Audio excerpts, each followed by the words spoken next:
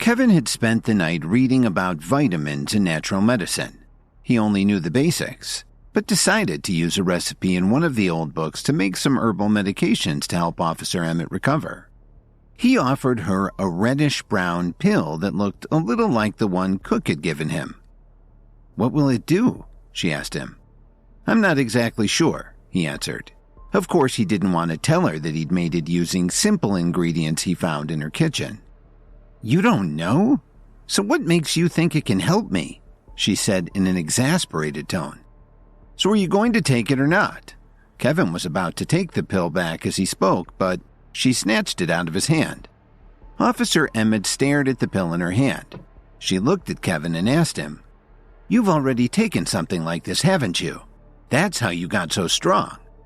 "If you're not going to take it, then I'd like to have it back," Kevin said. "Who said I don't want it?" She tossed the pill in her mouth and swallowed it with a gulp of water. They waited anxiously for about 5 minutes. Finally, Kevin asked her, "Do you feel anything?" "I feel like I'm going to be another 5 minutes late to work," she remarked. Then she asked him, "Are you sure you followed the recipe right?" "I'm not sure. The one I took was given to me by someone else," Kevin said awkwardly as he scratched his head. It was starting to look helpless. The book sounded serious, but maybe none of the things it talked about actually worked. Just then, Kevin's phone rang. He pulled it out of his pocket, looked at the caller ID, and said, "Lily?" "Where are you? Hurry up and come to Grandma's. My father's back from his trip."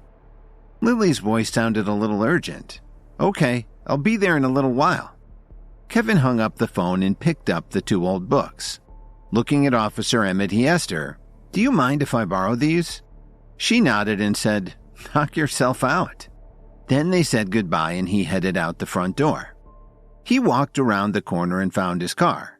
While driving across town to the Jones mansion, Kevin thought about his father-in-law. Oliver Jones had been overseas for the past few years handling family business. Grandma Jones used to dote on Oliver, but after Lily married Kevin and Oliver went overseas, Grandma gradually stopped.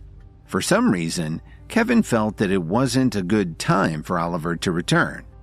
After driving for more than an hour, he finally arrived at the Jones family's mansion. When he saw Kevin enter, Oliver, who was sitting on a big leather chair, waved at him. "Kevin, come here. Let me take a good look at you." "Dad," Kevin said as he walked over to him with a smile. "It's been a long time. You're looking stronger," Oliver said pleasantly. Jason, who was standing nearby, sneered. "He eats at home every day and doesn't do anything. He must have gotten fat."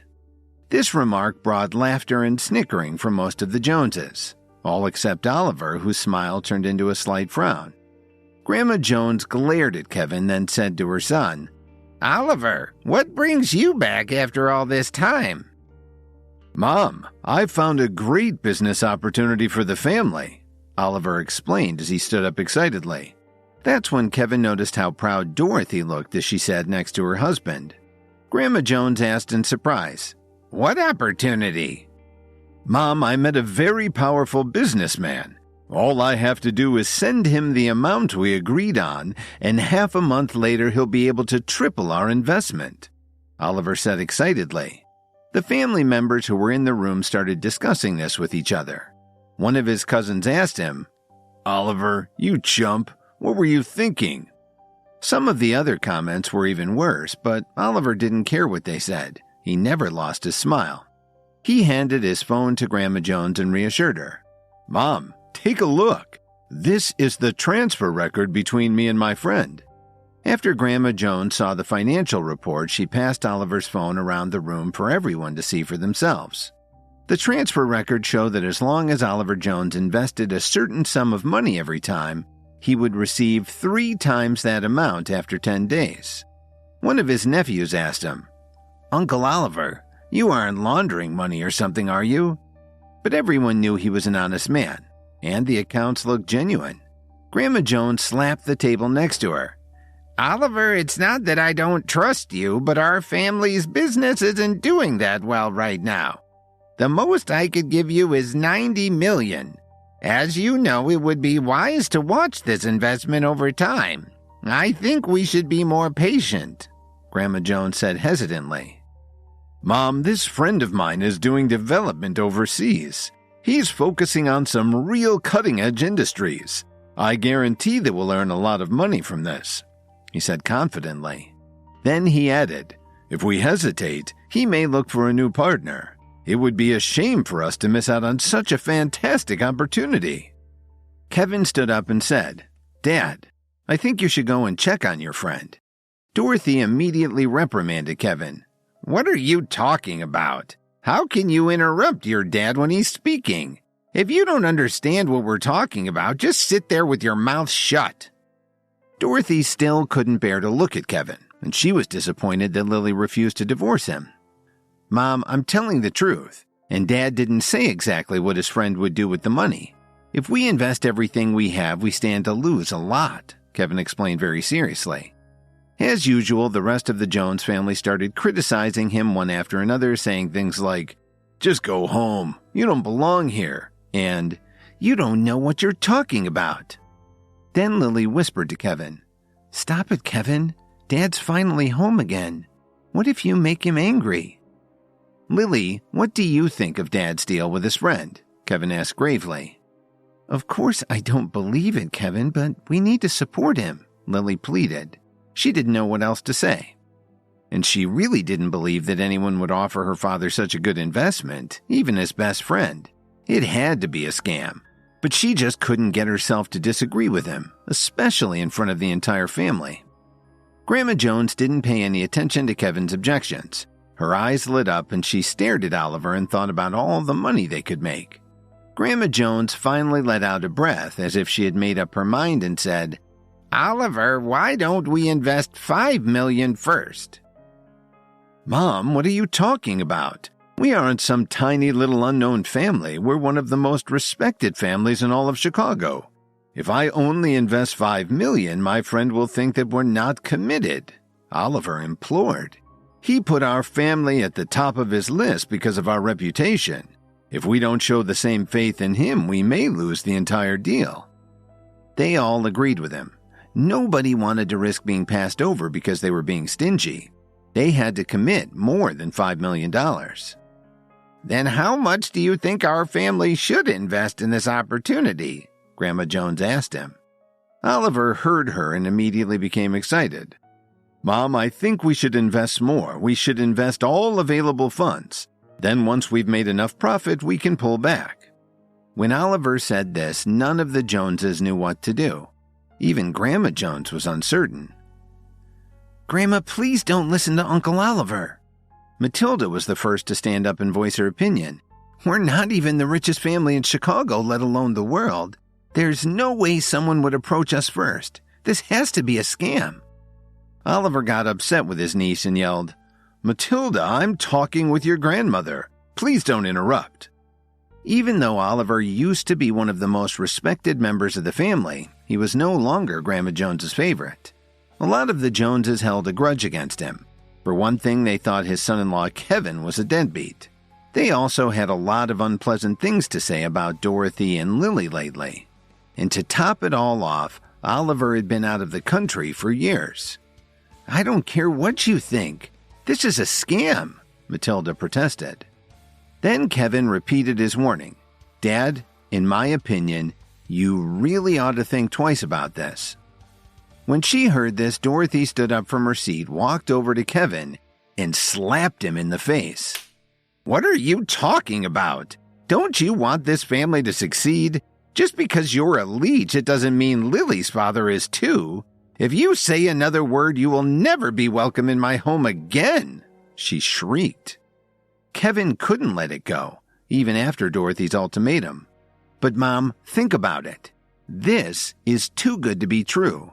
If it were this easy to make a fortune, nobody in the world would be poor. Dorothy gave Kevin a vicious slap on the other cheek, shouting, That's it! Get out of here now! Before Kevin could say anything else, Matilda interrupted him.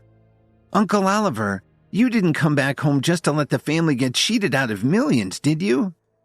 Suddenly, Jason had an idea. The way he saw the situation, Oliver's friend claimed he could triple their money in 10 days. Did he think that they were fools? Of course it would be easy to trick Grandma Jones out of her money. And at first Jason wanted to speak out against the idea like Matilda had. But now he saw an opportunity to chase Lily out of the family and make some extra money for himself. Plus, Oliver was Kevin's father-in-law, and Jason hated Kevin to the core because of all the times he'd made him suffer. He couldn't pass up this chance to get even. So Jason sneered and said, "Matilda, Uncle Oliver has good intentions. How can you say his friend's offer is a fraud?" "Jason, what do you mean?" Grandma Jones said as she turned to look at him. Even though Jason had humiliated Brittany and almost cost the family a fortune, he was still Grandma's favorite. "Grandma, I think this is a good opportunity," Jason said respectfully. He had already come up with a plan. As long as Grandma listened to Oliver and invested the family's money, Jason would be able to funnel company money to his own bank account. This deal his uncle had found was definitely a scam. By the time the family realized all their funds had disappeared, it would look like Oliver was responsible. He and the rest of his immediate family, including Kevin, would be ostracized. Jason figured that nobody would suspect him. Then, once Kevin and Lily were out of the family, he would pay someone to track them down and punish them so he could finally get his revenge. "Jason, have you lost it? Can't you tell this is an obvious scam?" Matilda asked in disbelief. Kevin was about to say something, but Dorothy glared at him angrily, and Lily pulled on his sleeve. He decided to keep quiet for now. "Matilda, I think maybe you've lost it. You actually agree with Kevin?" Jason asked in a snotty tone. He continued, "I don't care what Kevin thinks. He doesn't know anything about business. But you're a Jones. You ought to know better." "It's because I'm a Jones that I'm against this." Matilda shot back angrily. "Matilda, what do you have against me?" Oliver said dejectedly. Matilda was about to say more, but Grandma Jones suddenly slammed her fist on the table. She first gave Kevin a fierce look and then said, "Enough! We're all family. What are you guys arguing about anyway? You sound ridiculous." Grandma Jones looked at Kevin again and her eyes were filled with contempt. What was she going to do now?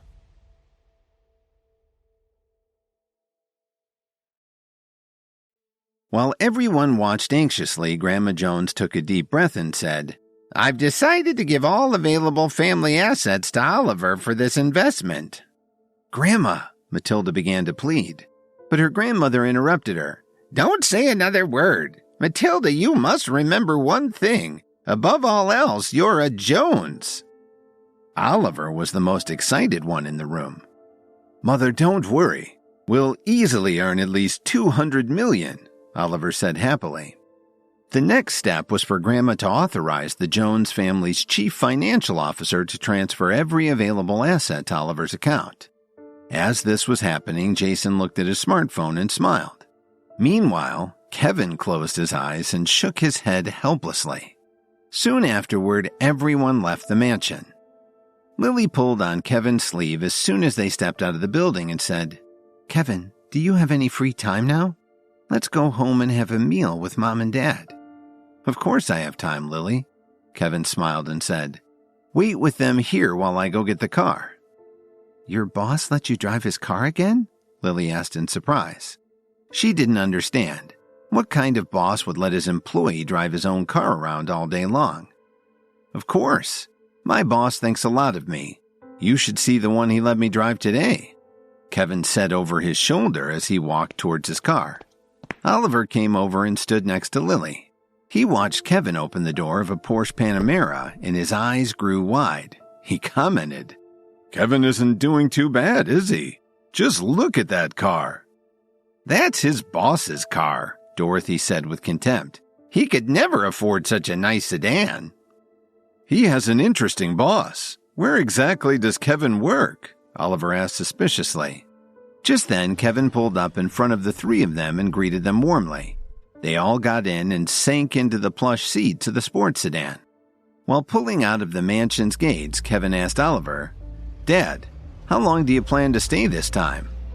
Your dad just got here and you're already talking about him leaving? Dorothy said coldly. You've got no common sense. Kevin didn't say anything else. He just focused on driving the car. Lily let out a light sigh. She knew that Kevin would never be able to change Dorothy's opinion of him, no matter what he did. When they reached home, Kevin sat down on the sofa.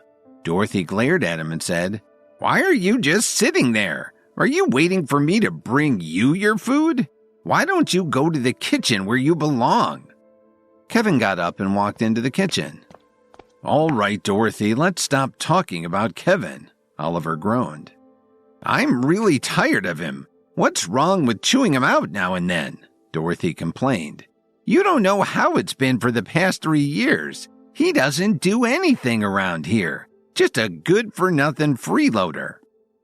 All right now, that's all in the past, Oliver said as he looked toward the kitchen to see if his son-in-law was in earshot.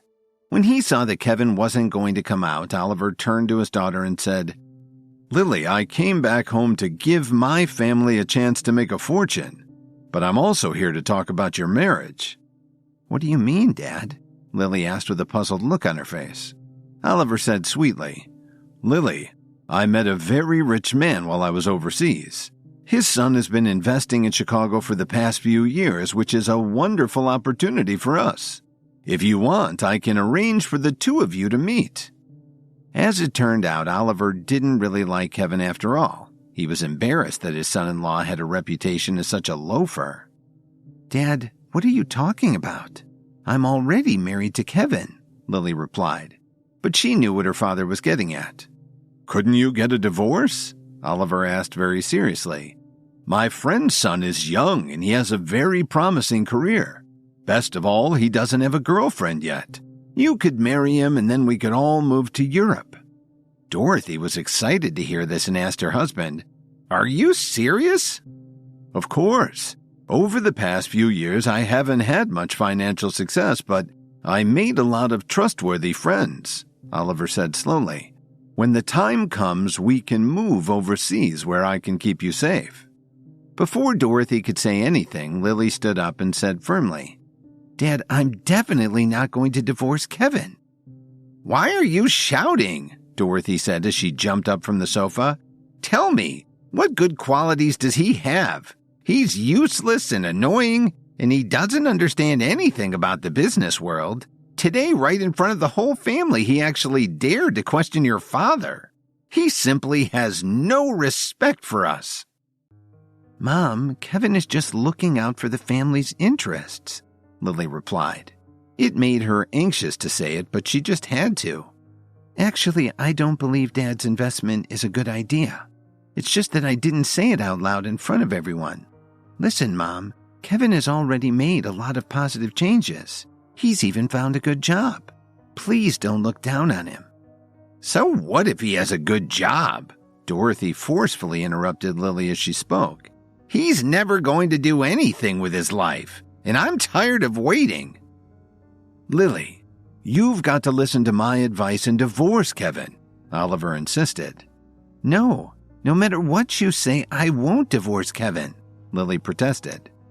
What's wrong with you? Dorothy said angrily. Why don't you want a divorce? Don't you think I'd like to kick him out the door right now? If he leaves, I'm leaving too, Lily said courageously.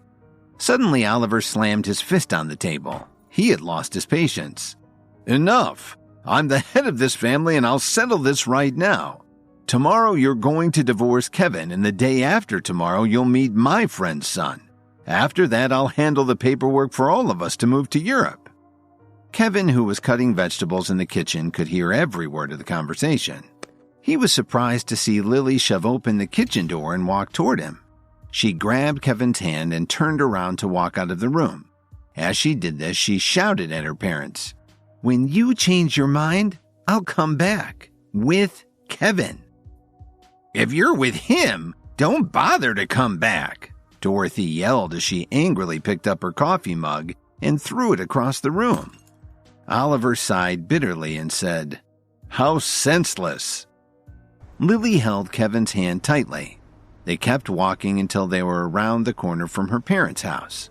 When they reached the bus stop, Lily let go of Kevin's hand, sat down on the bench, and cried. Kevin looked at Lily. He had mixed feelings about what was happening. After sitting quietly with her for a long time, he asked softly, "Are you sure you want to do this?" Lily slowly raised her head, wiped the tears from her cheeks, and whispered, "Kevin, I won't give up on you if you don't give up on me." When Kevin heard her say this, he took a deep breath. It made him so happy. He never imagined that Lily would have such a big fight with her parents over him. For a moment, he didn't know how to respond. A few minutes later, Lily stood up and looked at Kevin. She said, "Go get the car. We'll go to your place tonight." Kevin looked into Lily's eyes and asked her, "You're really not going back?" "I said that I'll only go back if they change their mind," she explained. Kevin could see that she had made up her mind. Kevin nodded in agreement, turned around, and walked around the corner to get his car. When he opened the door to let Lily in, he asked her, "Are you certain you really want to go to my place? I just want to be sure you're prepared for it." As Kevin started to drive towards Corwin Tower, he was racking his brains trying to figure out how to explain everything to Lily. He had told her that his job included room and board, but he'd only said that to buy some time. If she went to Corwin Tower with him, wouldn't she figure out his secret? He wasn't ready for that. "I'll have to play it by ear," Kevin said to himself. "Why don't you want me to see your apartment? Do you have a mistress already?" Lily asked him. "Lily, that hurts. You should know me better than that," he said with a sigh. "I just hope you like the place." "No matter how dirty and messy your apartment is, it'll be your job to clean it up." After Lily said this, she leaned back in her seat and fell asleep. It had been an exhausting day. Kevin turned the Porsche onto Lakeshore Drive and headed downtown. Every now and then, he took his eyes off the road to look at Lily. Finally, Kevin made up his mind and thought to himself, "Lily, don't worry. As long as you're faithful to me, I'll be faithful to you, no matter what." About a half hour later, Lily slowly opened her eyes. She took one look out the car window and her jaw dropped. "Kevin, where are we? Didn't I ask you to take me to your place?" "Lily, this is where I live," Kevin said as he pointed to the entrance of the luxury tower. "The apartment your boss gave you?" Lily turned her head and looked at Kevin in shock. Kevin knew he had to tell the truth. As he was driving to the Corwin Tower, this was the only solution that he could think of that would work. If he told Lily a lie today, then from now on he would have to tell her countless more lies. So he decided not to hide it anymore. "Lily, if I told you that I bought this place as a gift for you, would you believe me?" Kevin asked her earnestly. Lily didn't know what to say. She began to explain, "I don't." Before she could finish, Kevin interrupted. "You were there the day I bought it." Lily immediately remembered and asked him, "Was it the day you and Garrett had that fight?" She recalled asking Kevin where he'd gotten the black card, but Garrett was being a real bastard, so Kevin never had a chance to explain it to her. However, Lily had always thought that Kevin bought the condo for his boss, not for himself, and especially not for her. "Yes, it was that day," Kevin nodded. After saying this, Kevin got out of the car and walked around to open the door for Lily. After the valet took the Panamera down to the building's garage, Kevin took Lily by the arm and they walked into Corwin Tower together. As she looked up at the beautiful Neo-Art Deco entrance hall, he asked her, "Well, what do you think?" Lily didn't answer Kevin's question. Instead, she hung onto his arm tightly. "Kevin, this is your boss's place, right? Is it okay for us to even be here?" Lily asked nervously. She started to worry that they would get in trouble. "Kevin," she said anxiously, "I know you're trying to impress me, but what we're doing is against the law. We have to get out of here. No matter how bad your apartment is, I won't be upset. Let's walk over to your place." Kevin didn't know what to say. He could tell Lily was terrified. "Call your boss to apologize and then we'll go to your apartment," she pleaded. She didn't know who Kevin's boss was, but she was sure that someone who could afford a place in Corwin Tower had to be very important.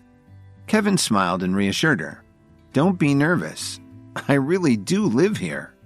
Then he patted Lily's hand gently to comfort her as he walked her over to the private penthouse elevator. "Kevin, please don't lie to me anymore." Lily wept.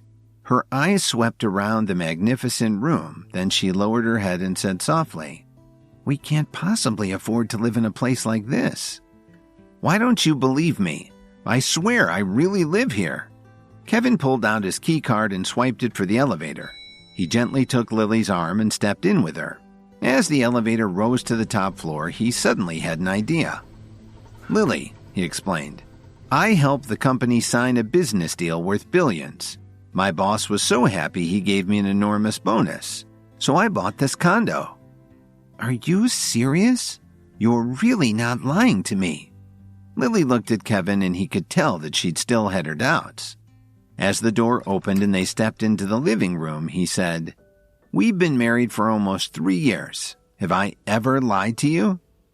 Lily dried her eyes and looked around the lavishly decorated living room with the floor-to-ceiling view of Chicago's skyline and Grant Park. It was true that he'd never lied to her. When she thought about it, since she had watched Kevin buy the place, she knew that it was worth $8 million. If Kevin really helped the company sign a billion-dollar business deal, it was definitely possible for his boss to give him at least that much. "So, then you really did buy this place?" she confirmed. "Of course. For you. For us," Kevin said with a smile. When Lily heard this, she broke into a wide grin and pulled Kevin to the window to look out on the city. "Kevin, I'm going to call my mother right now and tell her you bought the nicest condo in Chicago," Lily said excitedly. But Kevin wasn't sure that would be a good idea. "When Mom and Dad find out you own a place like this, they'll definitely change their opinion of you," Lily exclaimed as she hugged Kevin tightly and gave him a kiss. "I think we should wait a while, Lily," Kevin replied. He thought for a moment and said, "You just had a knockdown drag-out with your parents. If you tell them now, they'll just think that I borrowed it from my friends." Lily got a sad look in her eyes when he said this. "I guess that makes sense," she said. "I just don't know why they hate you so much." "It doesn't matter right now. As long as I'm willing to work hard, one day your parents will come around and accept me," Kevin said as he reached out and ran his fingers through Lily's hair.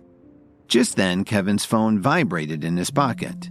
He took a look at the caller ID and saw that it was Cook.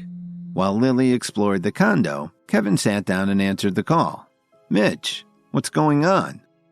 "Kevin, do you have any free time this evening?" Cook asked him. "Sure. What's up?" Kevin asked curiously. "It's Adriana's birthday tonight. She's having a party at my hotel and she asked me to invite you," Cook explained. "Okay, no problem." Kevin thought for a second and then added, "And you don't need to send anyone to pick me up." After he hung up, Kevin looked over at Lily, who was standing on the stairs and gazing up at the top floor. The apartment was like something you only saw in an architecture magazine. Kevin decided not to take Lily with him to the party. He didn't want to risk having her find out the rest of his secret. Not right now. "Lily, I've got something to do and I need to head out. I might be back pretty late," Kevin told her. "No problem. You go ahead and do your work," she replied. Lily felt that Kevin's boss was really going to help him on his meteoric rise to the top, and she didn't want to get in the way. With his boss's help, he could finally be accepted by the Jones family. "Great. If you need anything, just use the intercom over there. The concierge in the lobby can get you whatever you need.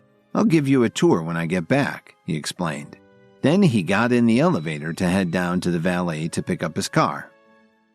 Kevin stopped at an upscale mall along the way to buy Adriana a sparkling diamond necklace. Of course, it wasn't expensive for Adriana, but he wanted to give her a little something as a token of his appreciation. Then he headed to the Whistler Hotel. When he got out of his car, Drake held the door and gave him a warm greeting. "Mr. Williams, what a pleasant surprise. Mr. Cook asked me to wait for you here." This was quite a contrast from the nasty threats that Drake had made when they first met. But Mitch had straightened him out, and now he treated Kevin with far more respect. Kevin smiled and said, "It's good to see you, Drake. I hope you've been staying out of trouble."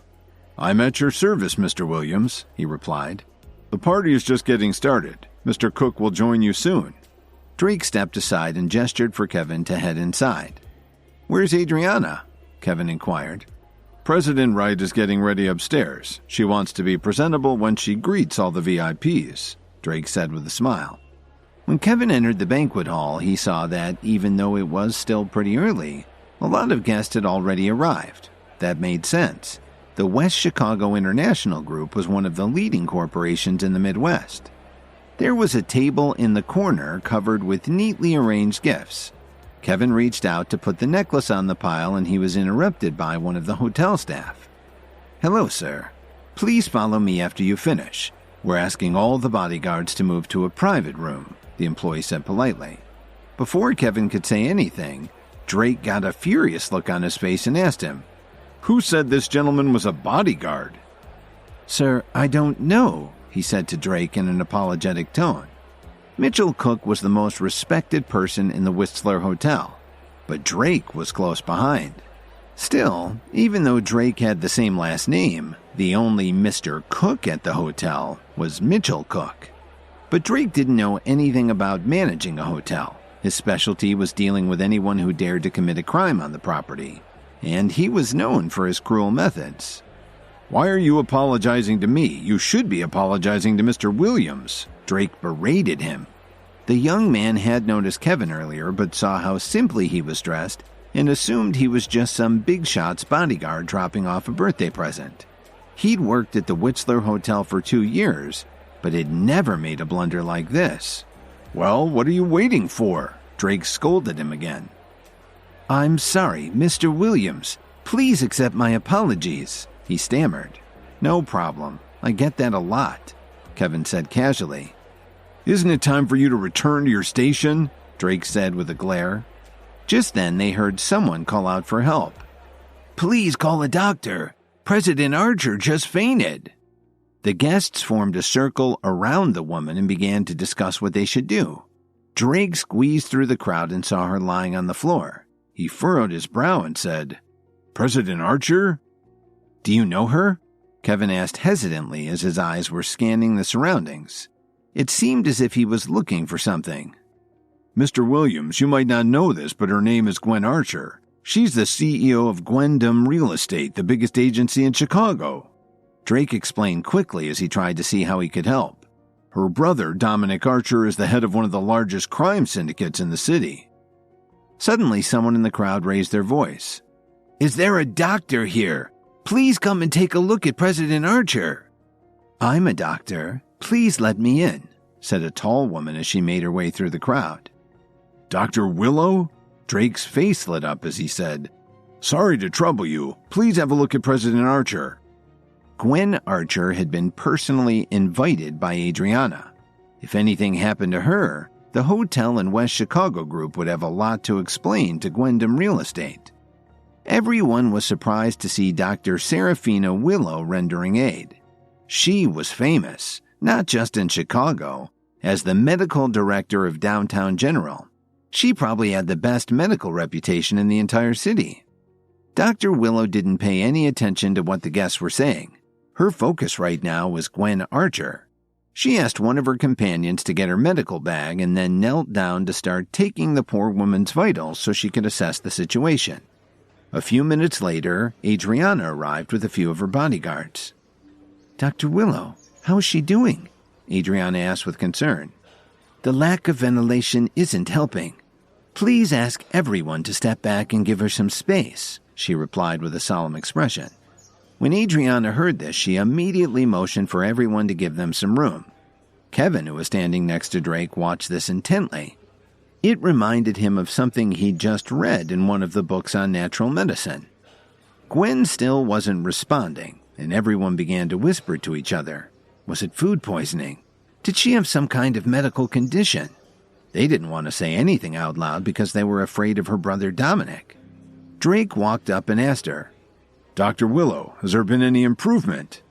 The doctor seemed a bit embarrassed. She said, "I think we should transport her to the hospital for testing. All I can do is stabilize her." Adriana nodded and asked Drake to send for a car. It would be faster than an ambulance and the doctor could ride with her. Suddenly, Kevin walked up and put his arm on Drake's shoulder, saying, There's no need to run any tests on her. Some of the onlookers recognized Kevin as the deadbeat who had married his way into the Jones family. They figured he was just trying to get attention and look important. As they were making the usual nasty comments inspired by the lies that Jason had been spreading about Kevin, their chatter immediately stopped when they saw Adriana walk up to Kevin and say, "Mr. Williams." The entire hall immediately fell silent. "Happy birthday, Adriana," Kevin exclaimed as he smiled and handed her the present that he hadn't gotten a chance to put on the table. "Thank you, Mr. Williams," Adriana answered as she smiled and accepted the gift. Drake interrupted politely to ask him, "Mr. Williams, why don't you let me send President Archer to the hospital?" "Are you a doctor?" Adriana asked in confusion. Kevin shook his head and simply replied, "No." "So if you've never studied medicine, why are you questioning my decision?"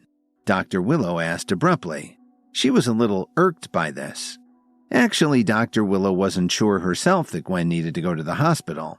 She couldn't find any reason for her not to be waking up yet, so she assumed that some tests might help to solve the mystery.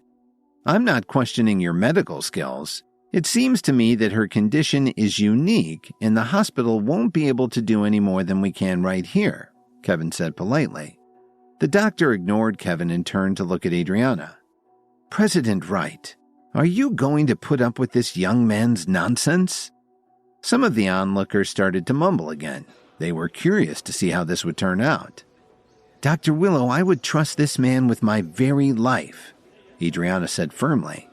The doctor wasn't sure how to respond. She just looked at Adriana in disbelief. But she probably wouldn't leave the party. She had pressed for an invitation just so that she could make friends with Adriana. "So, Mr. Williams, what do you think we should do?" Adriana asked Kevin. Kevin looked around the room and then pointed to the scented candles that were burning on all of the tables and the centerpieces. "Drake, please carry President Archer to the table by the window over there and open it wide. Then have your assistants put out all those candles and take them into the kitchen." Drake hesitated a little at this odd request, but after seeing Adriana nod her head, he ordered everyone to do exactly as Kevin had said. "Mr. Williams, can you please explain why you want to do this?" Adriana asked with a puzzled look on her face. "Of course," Kevin smiled and said. "I noticed the candles when I walked in. They give a nice atmosphere, but I'm certain that President Archer is sensitive to some of the ingredients that are used to produce the strong fragrance. I recognize one of the smells as something that is used in herbal medicine to lower blood pressure. She doesn't need any expensive tests, just some fresh air." They all watched to see if Gwen was showing any improvement. After Gwen Archer passed out, Kevin suggested that they move her to a table by the window and then open it wide. Next, he had them blow out all the centerpiece candles and take them into the kitchen. Adriana and the others still had their doubts, but they were hopeful that this would help. Otherwise, they would have to rush Gwen to the hospital. Some of them whispered rudely to each other because they thought Kevin had no idea what he was talking about. From what Jason Jones had said, Kevin was a complete failure in everything that he tried. Drake overheard some of them who were standing nearby, and he was less than pleased. He turned around and roared angrily, "Whoever makes the next snide remark about Mr. Williams is going to take a swim in the Chicago River." That certainly wiped the smirks off their faces. But Adriana still didn't understand. "Mr. Williams, could you please explain again why you had President Archer taken over to the window?" "It's very simple," he explained. "President Archer had a reaction to one of the ingredients in the scented candles. I can smell an herb that can lower blood pressure. She's obviously more sensitive to it than anyone else here.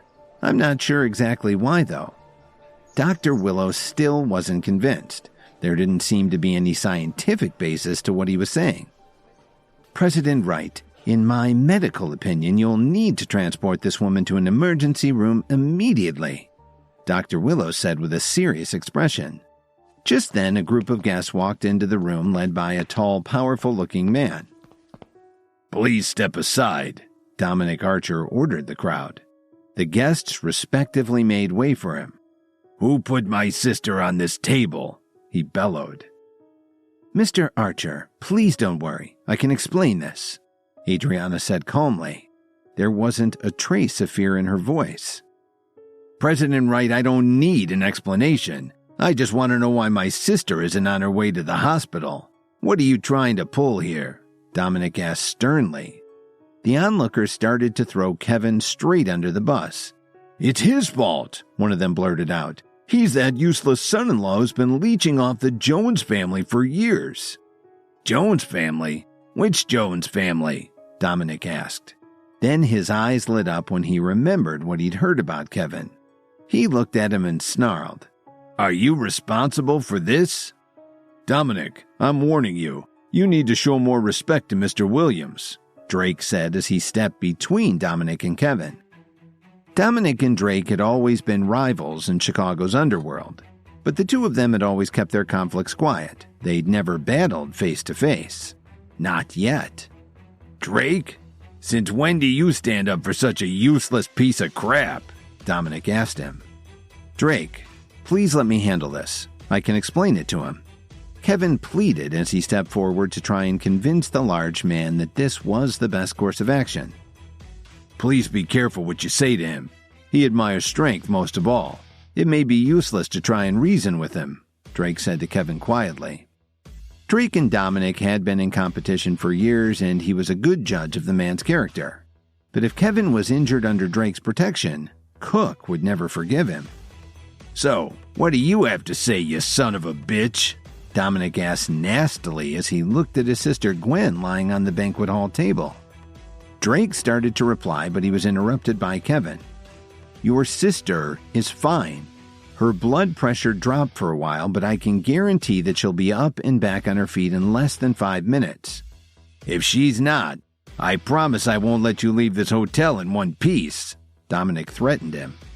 Then he glared at Adriana and added, President Wright, you'll have some explaining to do too. Dominic, how dare you take on that rude tone of voice with my friends? Drake said arrogantly. Nobody dared to step between the two of them to interfere. Just when it looked like the two of them were about to start swinging at each other, Gwen suddenly coughed. They were all amazed that Kevin had been right, especially the ones who had been swayed by Jason's gossip about him. Dominic grunted at Kevin and Drake. Then he quickly walked over to his sister and asked her, Gwen, how do you feel? Are you okay? Dominic, when did you get here? Gwen shook her head slightly before continuing. It felt like the room was spinning and then everything went dark. Her voice was still faint, but everyone could hear her clearly. Most of them still didn't believe Kevin was right. Dominic frowned a little and looked at Kevin. President Archer, think about this carefully. Did you see anything before you fainted? Kevin asked her. Stop pretending to know what happened. My sister woke up all by herself. This has nothing to do with your nonsense, Dominic shouted indignantly. A lot of the guests who were watching this nodded their heads in agreement. They also thought that Gwen waking up right now was just a coincidence. Gwen thought for a moment and then slowly opened her mouth to reply. Now that you mention it, just before I passed out, I was starting to have a hard time breathing. There was a strange smell in the air and I just couldn't seem to breathe. I took the candle from the table and smelled it to see if that was where it was coming from. Suddenly, everyone felt extremely awkward. How could they all have been so wrong? But somehow a few of them still blamed Kevin and the Jones family. That makes sense, Kevin explained. The candles were made with some ingredients that are used in herbal remedies to lower blood pressure. I asked one of the waiters to bring me one of the boxes from the kitchen. He pulled one of the candles out of the box and smelled it, as he explained. This has been made with a powerful combination of ingredients. Usually scented candles can be pretty safe with enough air circulation, but these look like they're homemade. He handed one of the candles to Dr. Willow to examine. Dr. Willow took the candle and checked it out for herself. Then she nodded her head. Based on this slightly more scientific explanation, she was a little embarrassed for having been so rude to Kevin earlier. With Dominic's help, Gwen slowly got down from the table and walked over to Kevin.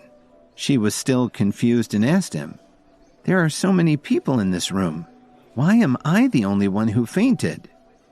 Some of the guests were wondering the same thing. Lots of them had been in the room for at least an hour. A couple of them had even leaned down to inhale the fragrance of the candles. Kevin reflected for a moment, trying to recall what he had read. Then he looked at Gwen and speculated. President Archer, I've learned that in high concentrations for someone who's sensitive, the effect can be very serious. What the hell are you talking about? Dominic interrupted. Kevin sighed.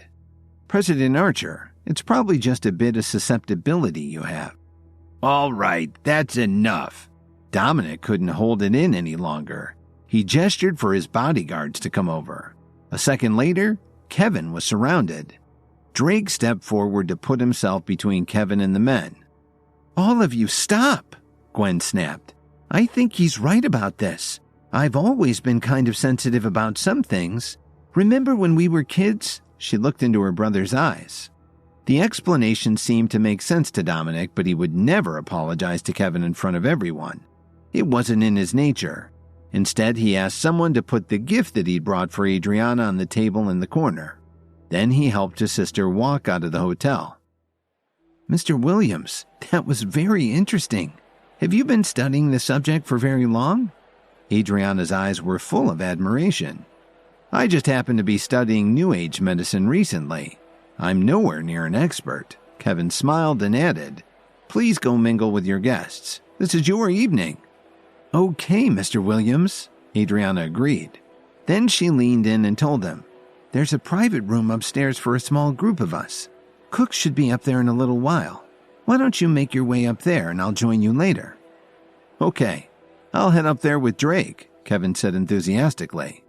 About 15 or 20 minutes later, Cook arrived at the hotel and, after checking on things at the party, he went upstairs to join his friends.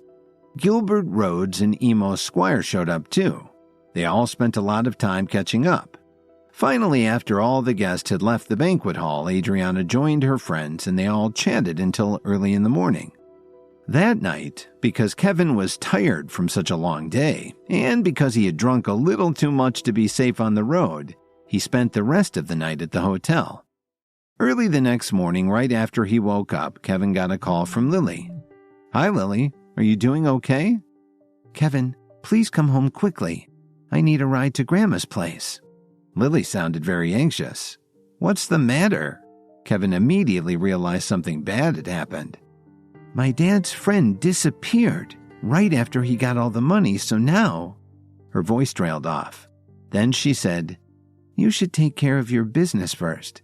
I'll take a taxi there myself. Then Lily hung up the phone in a hurry. Kevin was sure he knew what had happened. When Oliver told them all about the investment, he and Matilda had been against it.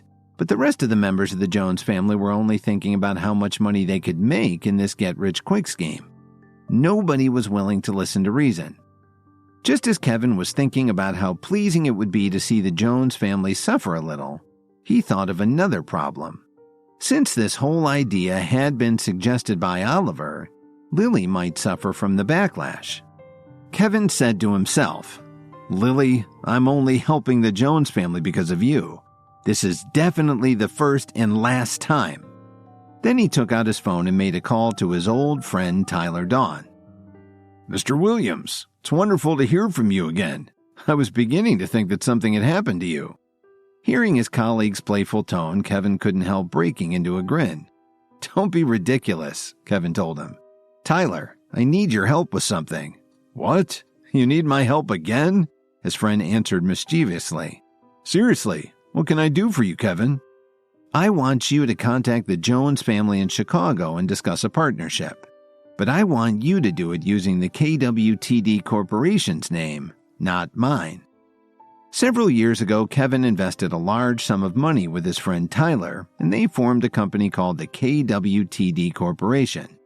They were in a hurry, so they didn't have time to research a good corporate name. They just used their initials. At first, the company only did import and export business, but over the past 6 years, Tyler had built KWTD into one of the top companies in the country. And it was definitely the top import-export company. However, the real boss of KWTD had always been Kevin. Other than him and Tyler, no one else knew about it. It was important for Kevin to hold on to the company. so he was careful not to mention it to anyone when he was driven out of his family. That's how much he cared about Lily. Okay, Kevin, I'll get on that right away.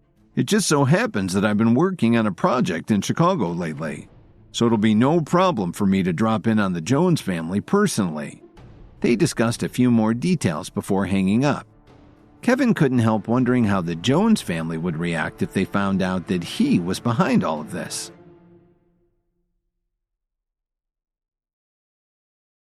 While Kevin was setting up the deal with Tyler, all the Joneses were rushing to the family mansion.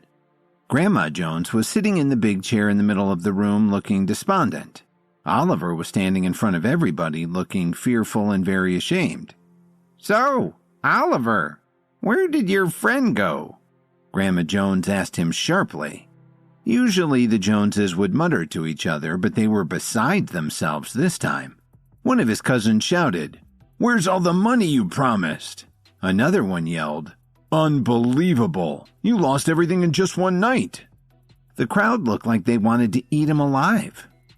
"Please don't worry," Lily said in a panic. "My dad has already called the police. They'll track him down soon." Dorothy anxiously tried to appeal to them, saying, "We're all family. Let's talk about this peacefully. As long as we find him, we'll get our money back." But their pleas fell on deaf ears. The family was too furious with Oliver right now. Grandma Jones gave Oliver a sad look and said, "You've really disappointed me." The discussion turned to the next step they would take. Having lost all their liquid assets, the family was on the brink of ruin. And it was so much money, over $100 million, that there was no way Oliver could ever pay them back by himself. It looked hopeless. If Grandma Jones hadn't been in the room, they might have gotten violent. "Mom, I really had no idea it would turn out like this. I transferred the money to my friend last night, but I couldn't contact him this morning," Oliver explained. Of course, Oliver had been fooled, but the family didn't believe his explanation. As they became more and more emotional, a few of them started rolling up their sleeves. They looked like they wanted to take a swing at Oliver, whether Grandma was there or not. Just then, everyone turned to the entrance as it was announced that Bella Ortiz and Eugene Kim had arrived. They were financial partners with the Jones family. There were also some Jones Enterprise clients who wanted to speak with them.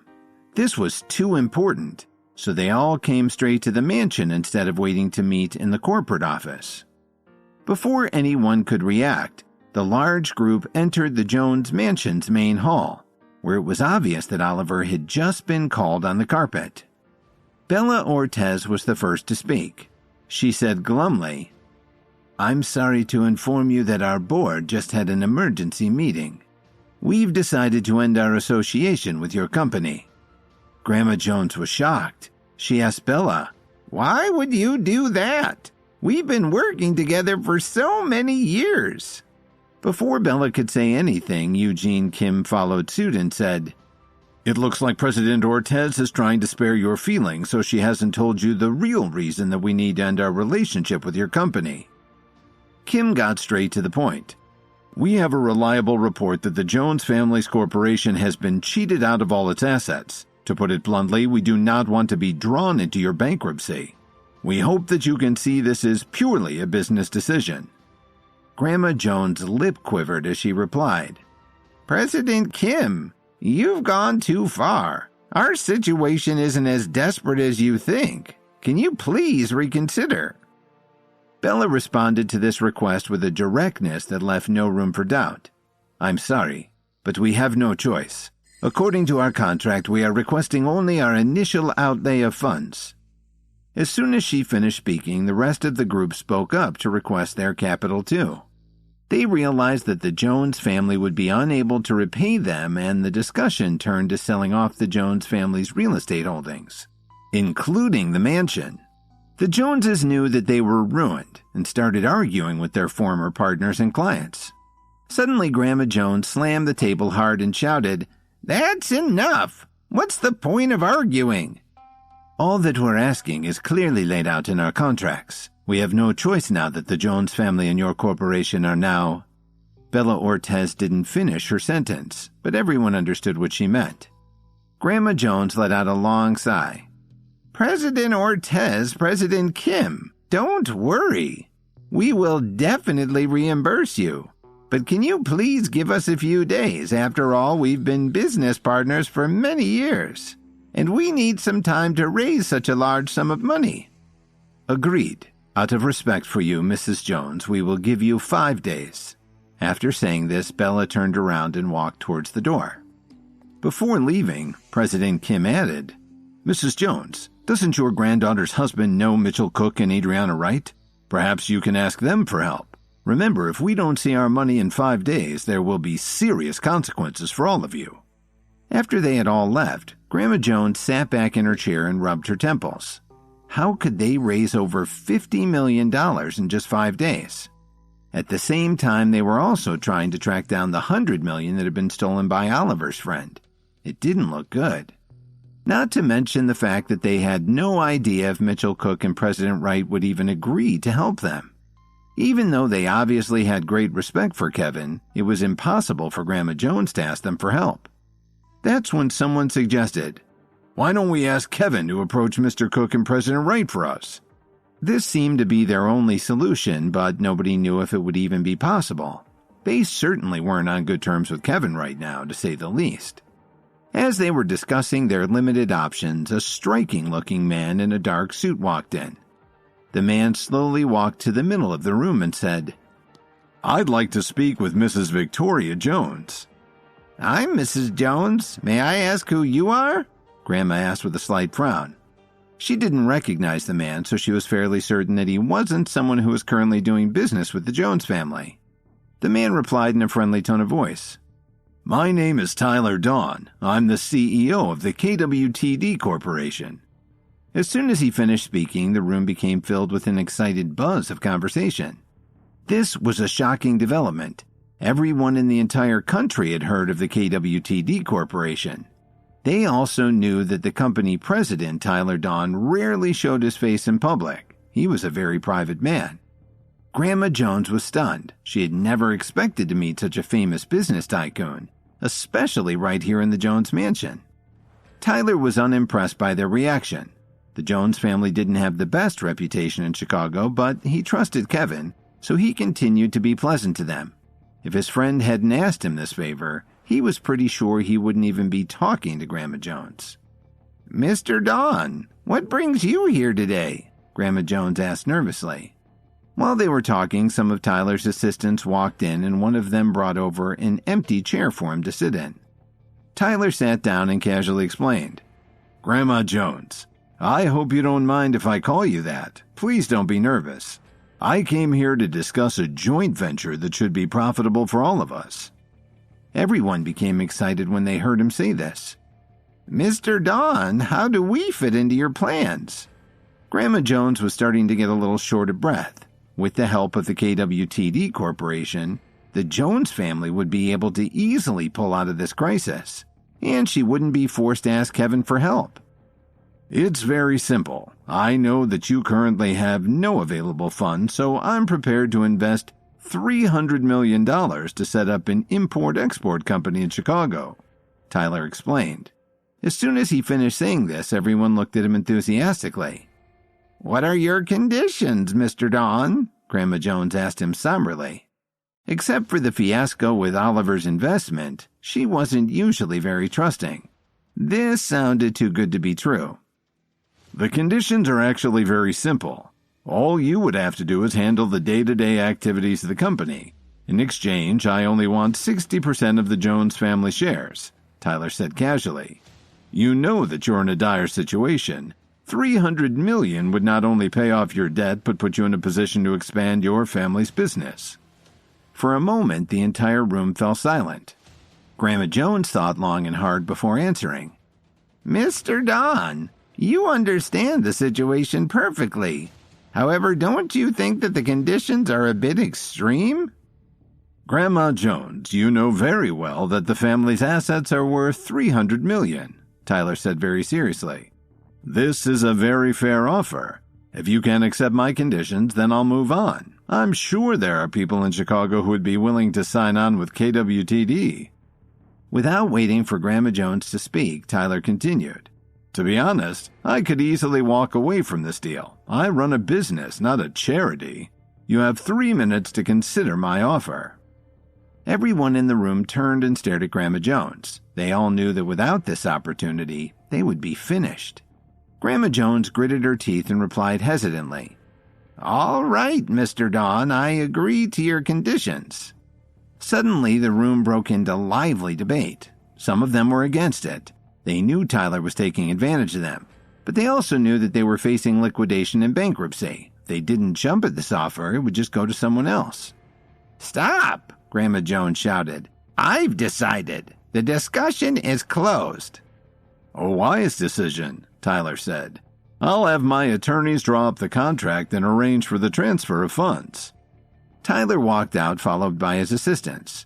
20 minutes later, while riding in his limousine, Tyler read through the contract and financial plan on his laptop. Then he pulled out his phone and called Kevin. "Kevin, everything's been set up according to your instructions. $300 million for 60% of the shares in the Jones Family's Corporation," he reported coolly. "Thank you, Tyler. I hope this goes well for you," Kevin replied calmly. "If you don't have anything else, I won't take up any more of your time." After saying this, Tyler hung up the phone. Kevin took a moment to think about what he had just done. He put his phone in his pocket and headed for the exit. Just as he walked out of the Whistler Hotel, a black car pulled up in front of him. 2 men dressed in black suits quickly got out of the car and called to him. "Mr. Williams, our employer would like to meet with you." "Dominic Archer?" Kevin raised his eyebrows and asked. "Please come with us." The men in black didn't answer Kevin's question. They opened the rear door of their limousine and gestured for him to get in. Kevin shrugged and got into the car. As they drove along, Kevin thought back on a question he'd asked Cook just last night. He was wondering how Dominic Archer compared to Drake. As it turned out, most of Drake's strength came from having Cook's support. However, Dominic Archer was different. He relied on his own strength. So Drake and Dominic were pretty much equal. Half an hour later, they arrived at a luxurious mansion. When Kevin entered the foyer, he saw Dominic stretched out on a sofa in the library. "Glad you could make it," Dominic said as he glanced at Kevin. "Mr. Archer, I don't understand why you've called me here so early in the morning," Kevin asked candidly. "I know I can be a little headstrong, but in our family we know how to repay kindness. You really helped my sister yesterday, so I'd like to give you something." Dominic Archer stood up and motioned for one of his aides to place a box in front of Kevin. "Yesterday at President Wright's party, my sister and I could tell that you're interested in the miraculous benefits of herbal medicine." Dominic walked over to Kevin and opened the box. He said, "We have connections with a research lab that is developing some very powerful herbal ingredients. I believe that you'll find the contents of this box extremely helpful." "Really?" Kevin replied. He was surprised at this turn of events. "Then I guess I should say thank you," Kevin said quietly. Dominic Archer waved his hand and said, "No need to thank me. I'm just returning the favor." Kevin looked in the box for a few seconds and then said, "I would never have expected the two of us to have something in common." But he couldn't help wondering what else Dominic may want from him. While Kevin stepped outside of the Whistler Hotel, a black limousine pulled up and the driver asked him to get in. They drove him to Dominic's mansion where he and Kevin discussed advanced herbal supplements. Dominic offered him a special blend that he said would increase his strength. "I've been interested in natural ways to increase my strength and focus," Dominic explained. "It's made a huge difference in my ability to succeed in business." When Kevin heard this, a faint smile appeared on his face. "If I offered you something that could help you reach your goal, how would you repay me?" "Are you joking?" Dominic retorted. "Trust me, there are no shortcuts in this process. It takes time and effort." "What if I could help give you an advantage?" Kevin said as he smiled and took out a pill of his pocket. It was one of the pills that he had made from the recipe in Officer Emmett's old book. "This combination that I discovered can be very effective." Dominic glanced at the pill in Kevin's hand. If it had the effect that Kevin claimed, It could help him reach his goals of having more energy and mental focus. In his business, you could never have enough of that. But he really didn't believe that Kevin would have access to something like this, especially based on the rumors that he'd heard about him. "What do you think?" Kevin asked with a smile. "Keep it," Dominic replied rudely. "Then I'll be on my way," Kevin said as he took the box and stood up to leave. Before Kevin got to the door, Dominic stopped him. "Is that pill of yours really that effective?" Dominic asked Kevin. It was clear that the man had his doubts, but he was intrigued enough to consider trying it. "Since you don't believe me, there is no point in trying to convince you," Kevin answered. Dominic hesitated for a moment before he continued. "How much do you want for it?" "What do you mean?" Kevin asked in shock. "I mean, what's your price?" Dominic asked again. Actually, Dominic still didn't believe that Kevin's pill would work, and knowing that Kevin was in the Jones family didn't help. But he just couldn't pass up this chance. He already took the special supplements that had been developed for him, and he watched his lifestyle. Everything he did was driven by his will to be better than his competition, some of whom could be vicious, considering the circles he moved in. Dominic had also spent years training in the martial arts, but he was also fighting against the aging process. It was worth a try.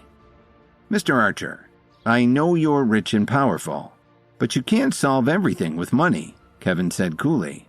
"Just name your price," Dominic said stubbornly. Kevin didn't answer right away. He thought about it for a second and said, "$500. "Okay, $500,000. Deal," Dominic said right away. Kevin couldn't help looking surprised. $500,000 for a simple herbal pill? He was afraid to tell Dominic that he actually meant just $500. Maybe Williams Media should drop the entertainment industry and switch to this, Kevin thought to himself. Dominic slowly walked up to Kevin and told him, "Money isn't a problem, but if your pill doesn't work, you know what will happen to you." The man's posture and tone were coldly threatening, but not only did Kevin not show any sign of fear, he even smiled more broadly. "Don't worry, I always make sure that my customers are happy," Kevin said as he took out the pill again. But just when Dominic reached for it, Kevin suddenly took a step back. "What's going on? Do you think I won't pay you?" Dominic snarled. "Mr. Archer, I didn't say that I would give it to you for a measly $500,000, Kevin said mischievously. "What other conditions do you have?" Dominic asked. He saw that Kevin wanted a bargain. With his other hand, Kevin pointed at the small wooden box on the coffee table. He had noticed the ring inside the box as he walked in the room earlier. For some reason, he wanted it. "You want it?" Dominic glanced at the ring and gave Kevin a strange look. He walked over to the coffee table, picked up the box, and tossed it to Kevin.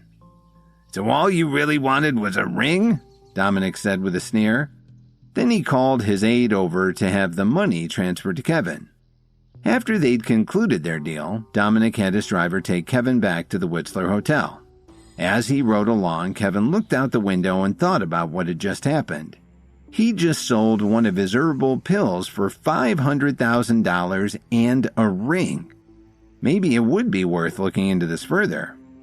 After stopping to pick up his car, Kevin headed back to his penthouse. When he got home, Lily was sitting on the sofa. As soon as she saw him step out of the elevator, she immediately stood up and exclaimed, "Kevin, you're finally back." "What's wrong? Did you really miss me that much?" Kevin replied gently. Lily rolled her eyes and said, "You came back just in time. I need you to go someplace with me." Kevin nodded and they headed down to the lobby to send for his car. Since things had been going so well, he'd added to his car collection. Lily's eyes lit up when she saw the sleek blue Pagani Roadster. As they pulled onto Lakeshore Drive, Kevin asked Lily, "Where are we going exactly?" "My mom is having a reunion with some of her school pals. When she saw that everyone else was bringing their children, she called me too," Lily replied softly. "It's at a cafe on the north side. I've got it set in my GPS. Just head north along the lake for a little while and I'll tell you where to turn left. It's near Evanston." "If your mom's classmates will be there, do you think it's okay for me to come along?" Kevin asked uneasily. I'll understand if you don't want to see her. Just drop me off and you can head back home, Lily said sadly. Kevin smiled but didn't say anything else about it. After about a half hour, they arrived at the cafe. The event was being held in a private room in the back. When Lily entered, Dorothy was chatting with a few of her old classmates. Upon seeing her daughter, she smiled broadly. Then, when she saw Kevin, her smile immediately left her face. However, in front of so many of her old classmates, Dorothy couldn't kick Kevin out of the place. "Dorothy, is this your daughter? She's so beautiful," her friend exclaimed. A couple of her friends had heard that Lily was in charge of Brittany Davis's account at Williams Media, and they were very impressed. All the praise brought Dorothy's smile back. Then her friends introduced their own children. It seemed they were all successful business executives and doctors. Then one of Dorothy's friends looked at Kevin and asked loudly, "So who is this young man?" The woman who was asking about Kevin was Iris Reed. Ever since she and Dorothy were children, the two of them liked to show off to each other. The moment Iris saw Kevin, she'd figured out who he was. It seemed that everyone in their circles knew about Dorothy's good-for-nothing son-in-law. Everyone looked at Kevin. Dorothy stopped smiling and gave Kevin a disgusted look. Lily suddenly stood up and introduced him to everyone with a smile. "This is my husband, Kevin." "So you're Dorothy's son-in-law." Iris deliberately emphasized the word son-in-law. "He's very handsome," Iris said to Lily. Turning to Kevin, she asked, "Where do you work? What's your position?" "I work for a small company downtown," Kevin said casually. "I help my boss with his accounts," he added. He could tell what Iris was trying to do, but he didn't want to play her game. "A small company should have a name, shouldn't it? If you help your boss with his accounts, you must have some kind of title." Iris wouldn't drop the subject until she was satisfied. "I guess you could call me a clerk," Kevin replied modestly. Nobody was impressed, and it showed on their faces. "I guess it doesn't matter that you're just a clerk. In any case, Lily has a powerful position at Williams Media. Even if you don't earn a lot, she can still support you," Iris said proudly. She knew that she'd beaten Dorothy this time. Dorothy wanted to go over and tell Kevin off, but she couldn't do that in front of all of her friends. Lily looked uncomfortable and began to regret bringing Kevin along. Then Iris stood up and waved at a young man on the other side of the room. "I'd like to announce a joyous occasion. On the 26th of this month, my daughter Rose will be getting married," Iris said proudly. "Vito Booker, please stand up and introduce yourself to my friends." Iris took her seat and a man quickly stood up. He politely waved at everyone. "Hi, my name is Vito. I'm currently the general manager at the KWTD Corporation Chicago branch." When he said this, everyone was clearly impressed. One of Dorothy's friends gushed. "The KWTD Corporation? That's one of the top 3 companies in the country." Another one added, "Iris, I'm so excited for you. He's already a manager at KWTD, and at such a young age. Rose will be set for life." The more Iris smiled, the more Dorothy frowned. Even though Lily had a promising career, Iris's son-in-law was way better than Dorothy's. It looked like Iris had won today's private little competition. Suddenly, one of them asked, "Vito, how's it being a general manager at the KWTD Corporation?" "The work can be exhausting, but as I move up the corporate ladder, I have greater and greater responsibility. I don't have much free time right now, but that's because I manage a few hundred people," Vito said very modestly. He smiled at Iris and said, "Mom, for the wedding between Rose and me, I've arranged for a limo that's worth $500,000. What do you think?" They seemed to find this almost as impressive as his position at KWTD. "That's fine with me, Vito. I'll leave all the decisions up to you and Rose," Iris replied. She was trying to act humble, but you could see the pride in her eyes. "I know what you mean, Iris," Lily commented. "No matter how good a car is, it's just a means of transportation, from point A to point B." Then she turned around and asked Kevin, "Don't you think so?" Before coming to the reunion, Iris had asked Vito to help her embarrass Dorothy's son-in-law. so Vito naturally couldn't let an opportunity like this pass him by. Everyone's aesthetic sense is different. If you think that a car is just a means of transportation, then it's just a tool, Kevin said with a smile. Then what kind of car do you drive? Vito asked Kevin. He was sure he'd win this round. They all turned to Kevin. Everyone seemed to think that Vito was in another league and Kevin couldn't possibly compare with him. And Dorothy was ready for her friend Iris to beat her again. My ride? Kevin slightly raised his eyebrows and said, It's just a Pagani Roadster, nothing special, basic blue color. Vito looked at Kevin in disbelief. A Pagani? That's worth at least $3 million. Everyone in the room gasped when they heard this. Lily coughed on the pastry she was eating and reached for a sip of coffee.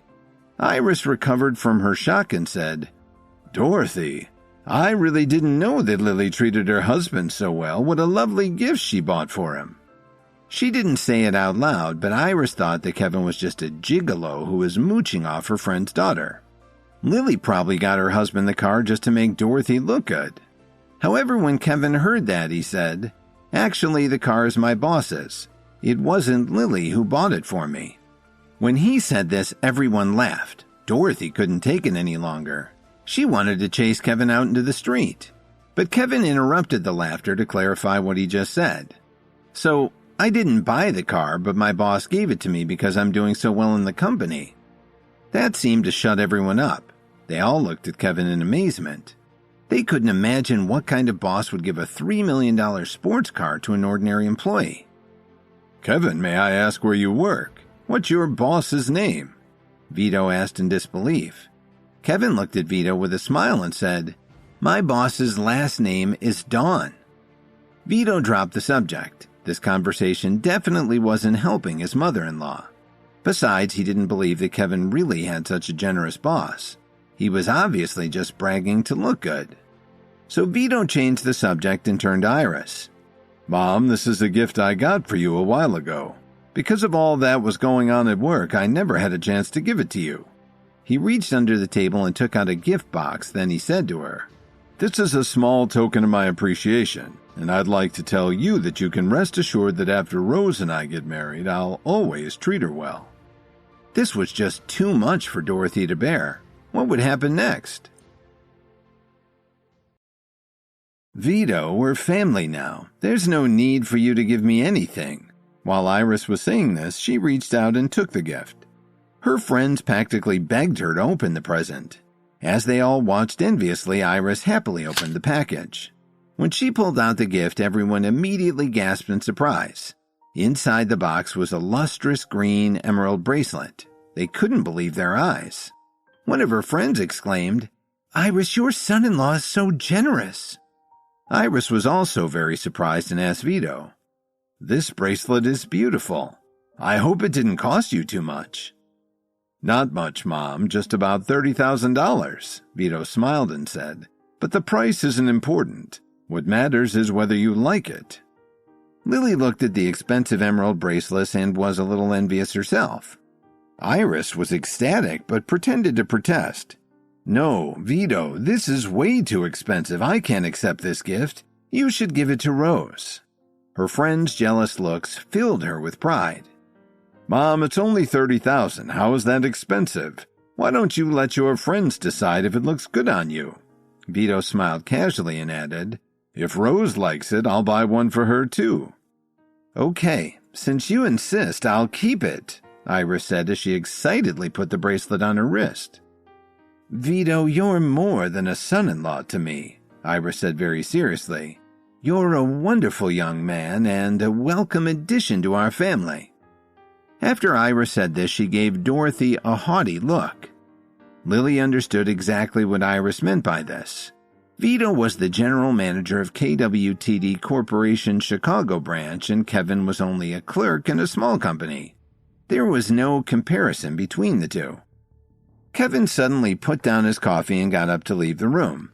Dorothy let out a little snort. She'd already decided that, after this embarrassing afternoon, she would definitely let Lily and Kevin divorce. Dorothy, why did your son-in-law just leave? Iris asked in a tone that was full of ridicule. Maybe he has to get back to work, Dorothy replied coldly. He's just a clerk. What could he possibly be so busy with? Could it be that his tiny little company doesn't allow him to take a day off? Iris said in disdain. A few of the other women heard this and couldn't help but laugh. Now that there wasn't anyone there to ridicule, their little gathering started to get a little boring. Just as some of them were thinking of leaving, Kevin came back with a red gift bag in his hand. "Why did you come back? Haven't you had enough?" Dorothy asked him in disgust. Lily sighed and walked over to Kevin. She whispered in his ear, "Just wait for me downstairs. There's no need to stay here and put up with this." But Kevin didn't say anything. He just gave her an enigmatic smile. Before they entered the cafe earlier, he'd already expected something like this would happen. So he texted Adriana and asked her to buy something special for him to present to his mother-in-law. Adriana had spent a lot of time in the upper class and knew how competitive some people could be. Kevin trusted her sense of taste, so he figured the gift couldn't be too bad. Kevin slowly placed the bag in front of Dorothy and said in his sweetest voice, "Mom, Lily and I have been married for a long time now, and I've never given you anything decent. This gathering seems like a nice place to present you with something to show you how much you mean to me." Most of them figured that Kevin, who was just a lowly clerk at a small company, had bought her something from the supermarket across the street. It couldn't be nearly as nice as the expensive bracelet that Vito had just given to Iris. Dorothy could hear her friends whispering to each other and hesitated to open the gift bag while they watched. She couldn't handle any more embarrassment today. When she pulled the gift box out of the red bag, it was obvious that it came from an expensive store, not one of those kiosks at the mall. Even before Dorothy opened the box, they all knew that whatever it wasn't a knockoff. Vito saw this as another opportunity to try and embarrass Kevin. The strategy hadn't gone too well when he asked about Kevin's car, but it was certain that this gift wouldn't be as expensive as the one he'd just given to Iris. "How did you find that so quickly, Kevin? Did you just grab it from one of the shops down the street?" Before Kevin could say anything, Iris stood up and said, "Quick, Dorothy, open it up. We're dying to see what your son-in-law just bought for you." The rest of her friends joined in, egging her on. Dorothy took a deep breath and looked anxiously at the box. Finally, she made up her mind. This would probably be another disappointment in her competition with Iris, but with all the peer pressure, she had no choice. As soon as she got home, she was definitely going to make Lily divorce Kevin. The room grew silent as she opened the velvet box to reveal a sparkling diamond necklace. "Kevin, is this really from you?" Dorothy asked in disbelief. "Do you like it, Mom?" Kevin asked with a smile. But Dorothy's friend still didn't believe that it was a genuine diamond necklace. How could someone like Kevin afford to buy something so expensive? On the other hand, it sure looked like the diamonds were real. Vito felt his mouth go dry as he looked on. Even from where he was sitting, he could tell that the diamonds were genuine, not cubic zirconia like you could get at a department store. "Who is this guy? He's not what I expected from all the rumors I've been hearing," Vito thought to himself. Lily got over her initial shock and tugged on Kevin's sleeve. "Tell me honestly, where did you get this necklace?" "A friend of mine gave it to me," Kevin said very honestly. When Dorothy heard this, she immediately wanted to throw the necklace in the trash. How could Kevin make her look like a fool? Just then, one of Dorothy's classmates walked over to her and asked, "May I take a look at your necklace? I just studied jewelry appraisal in college, and I'd be happy to give you my opinion." "Oh, all right," Dorothy said hesitantly before handing the necklace over to her. A few minutes later, the woman raised her head and then gave Kevin a puzzled look. She said, "In my opinion, these diamonds are all real. Judging from the color and size of them, they're all top quality. Also, the cut and polish are exquisite. Obviously the work of an expert." She looked at the necklace again and added, "I believe that this necklace has a value of at least $200,000. Iris and Vito felt very awkward when they heard this. The $30,000 emerald bracelet that he'd given his new mother-in-law paled in comparison. "Kevin, Are you really giving this necklace to me?" Dorothy was so shocked that she couldn't even speak clearly. Kevin didn't answer Dorothy's question. Instead, he asked her, "Mom, do you really like it?" "Of course I like it," Dorothy answered without thinking. "I'm happy that you like it," Kevin said with a pleasant smile. Dorothy was so excited that she got a little short of breath. As everyone watched, she carefully put the necklace on. Her friends were envious and started commenting on how lucky she and Lily were to have Kevin in their family. One of them even invited them to visit them at their home. Dorothy was happy to have everyone sucking up to her for a change. Better yet, Iris and Vito were no longer the center of attention. Lily and Kevin left soon after and drove back to Corwin Tower. While they were heading down Lakeshore Drive, Lily looked sideways at Kevin and asked him, "I'm very curious to know what kind of friend would give you a necklace that's worth over $200,000. "Oh, it's just a friend who borrowed some money from me a while back," Kevin answered carefully. Lily thought about this and said, "Since he gave us such a valuable gift, we should at least invite him to dinner." Kevin wasn't sure if it was a good idea for Lily to meet his best friends yet, so he explained. "He was just passing through town and working abroad for a couple years. I think he's already headed back." Lily could tell that Kevin was hiding something, but she didn't want to start an argument. She just shook her head silently. When they returned home, Lily went to her room to rest. Kevin went to the study and pulled out the box that Dominic gave him and looked at the special blend of supplements. $500,000 for a single herbal pill. This guy's definitely wealthy, Kevin thought to himself. Then he opened one of the books that Officer Emmett had let him borrow and flipped through it. He found the instructions for putting the ingredients Dominic had given him into an energy drink. After carefully mixing everything and drinking the entire glass, Kevin sat down on the living room couch. He didn't feel any different at first, but about a half an hour later, he let out a long breath and felt a surge of energy. Even though it had been a long day, he changed his clothes and went to his home gym for a bodyweight workout. It was refreshing to do this in the comfort of his apartment, looking out on the park from the top of Corwin Tower. The next morning, Lily got a call from her family. They were having another meeting. She went down to the lobby and took a taxi to the Jones mansion. A little while later, Kevin woke up from a very deep and refreshing night of sleep and went to his office at Williams Media. Kevin sat back in his comfortable office chair and murmured to himself, "That blend Dominic gave me really was potent. I feel better already." Meanwhile, the Jones family was meeting to discuss how to move forward after all the upheaval in the past few days. Grandma Jones looked around the room at all the eager faces and said, "Now that the KWTD Corporation has invested $300 million to help us get through this crisis, we only have 40% of our company's shares left. Do any of you have some ideas about what we should do next?" They were unsure how to deal with this. While KWTD had saved them from bankruptcy, they didn't stand to see much profit at the end of the year.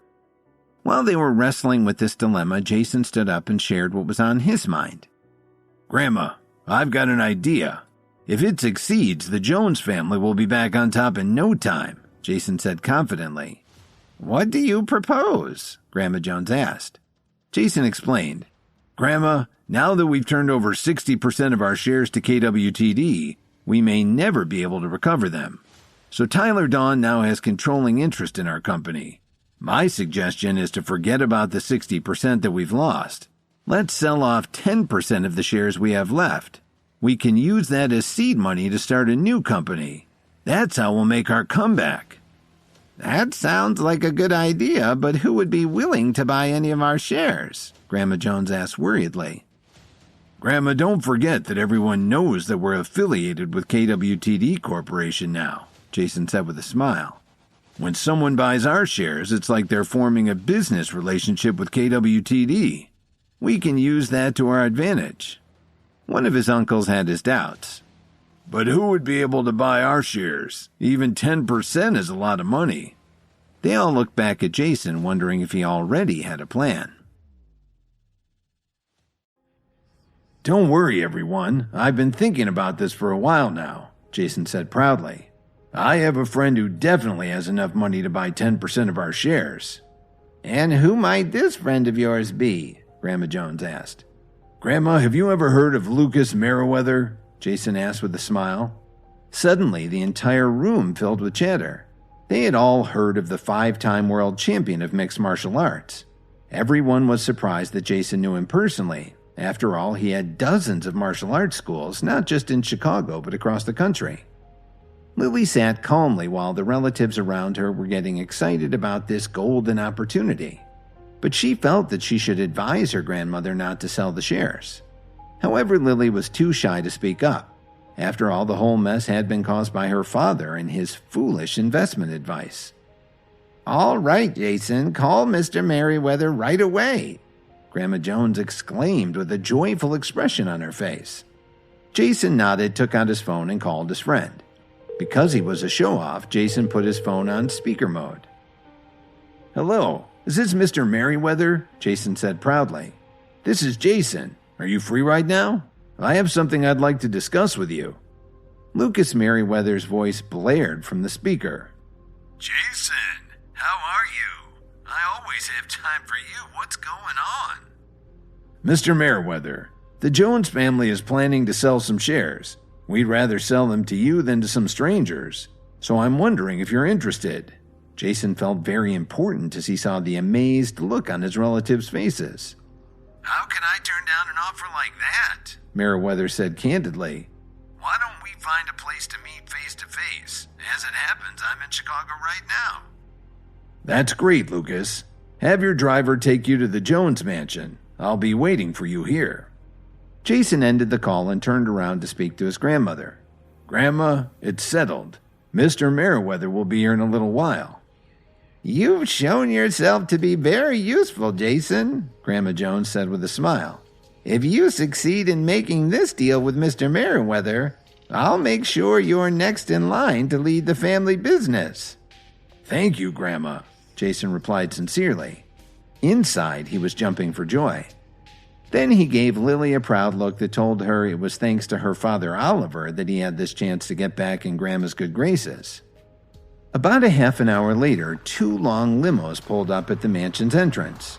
A moment later, the family butler announced, "Mrs. Jones, Lucas Merriweather has arrived."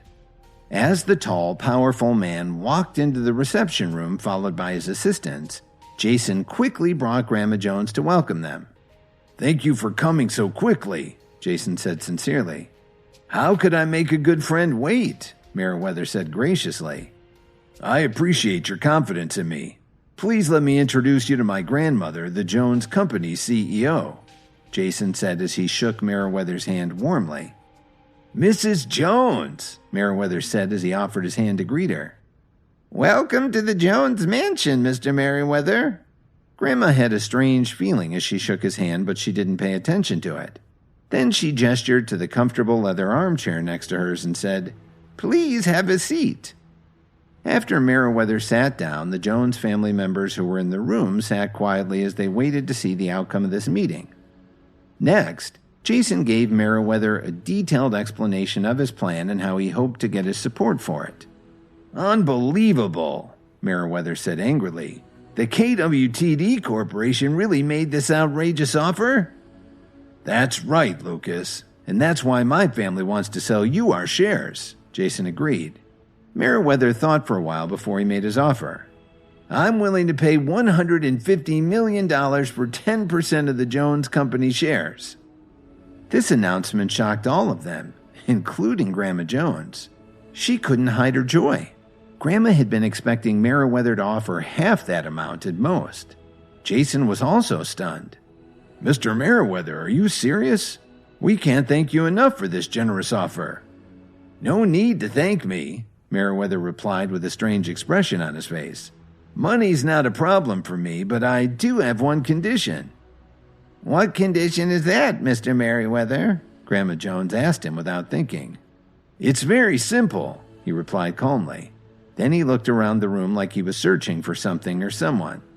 "Jason has told me about a cousin of his who is young and very beautiful.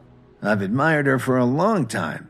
So, Mrs. Jones, I'm not here to just talk about shares. I hope you will give me your blessing to marry your granddaughter," Merriweather said with a smile. This was unexpected, to say the least. The Joneses weren't sure what to think. It was unusual to make this kind of request in the middle of a business deal.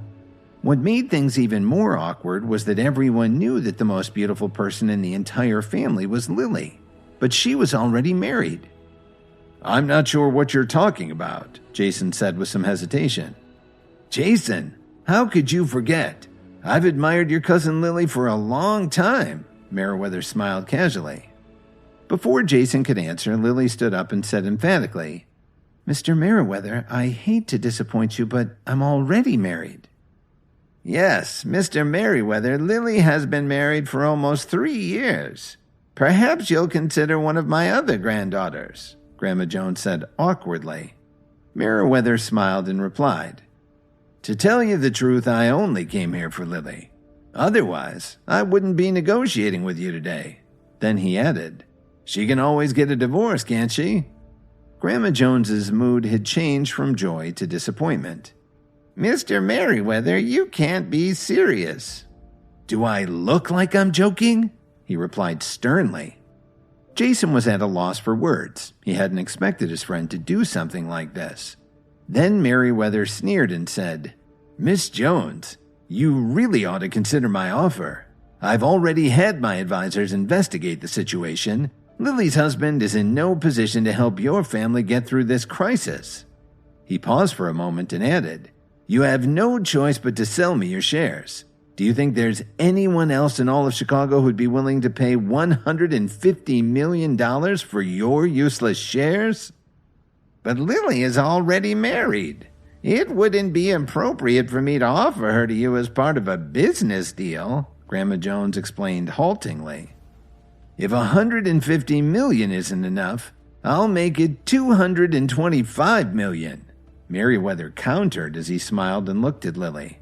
"According to my sources, her husband hasn't touched her in 3 years." Grandma Jones couldn't bear to hear this. Her family listened in complete silence. But part of her was actually weighing the offer. After all, Meriwether was willing to give them over $200 million, while Kevin had contributed nothing to the family in 3 years. And Lily's life would certainly be much easier if she were married to Meriwether. Then he walked slowly over to Lily and said, "We don't know each other, but I could learn to love you." When he finished speaking, Meriwether grabbed Lily by the wrist. "Mr. Meriwether, please let go." Lily struggled hard, but she wasn't strong enough to break his grip. "Your whole family is okay with this, just ask them," he said as his mouth broke into an evil smile.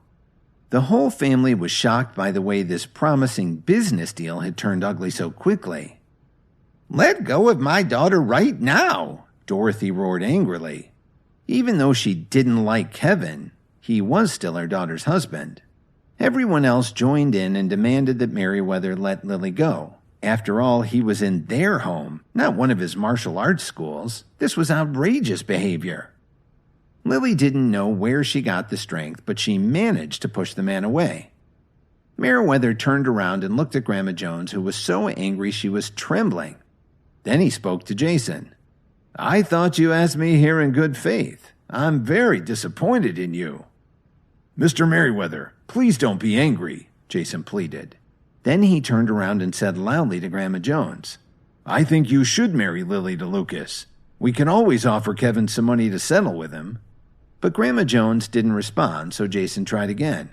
"Grandma, we can't let the entire family be ruined just to save Lily's reputation." Grandma Jones was at a loss for words. None of them knew what to say to the man. Seeing Meriwether and his bodyguards, Lily lost all hope and gave up. Tears silently flowed down her cheeks. In the middle of all of this, the first person Lily thought of was actually Kevin. "Kevin, please come quickly and save me from this beast," Lily prayed. Just as Meriwether was leaning down to kiss her, a powerful hand grabbed his neck from behind. This made him furious. He let go of Lily, and as he turned around, he cursed. "Who the hell did that?" "Get away from my wife," Kevin growled at him. "Kevin, please save me," Lily said tearfully when she saw Kevin. "So, you're Lily's piece of crap husband?" Merriweather said with disdain. "This is none of your damn business.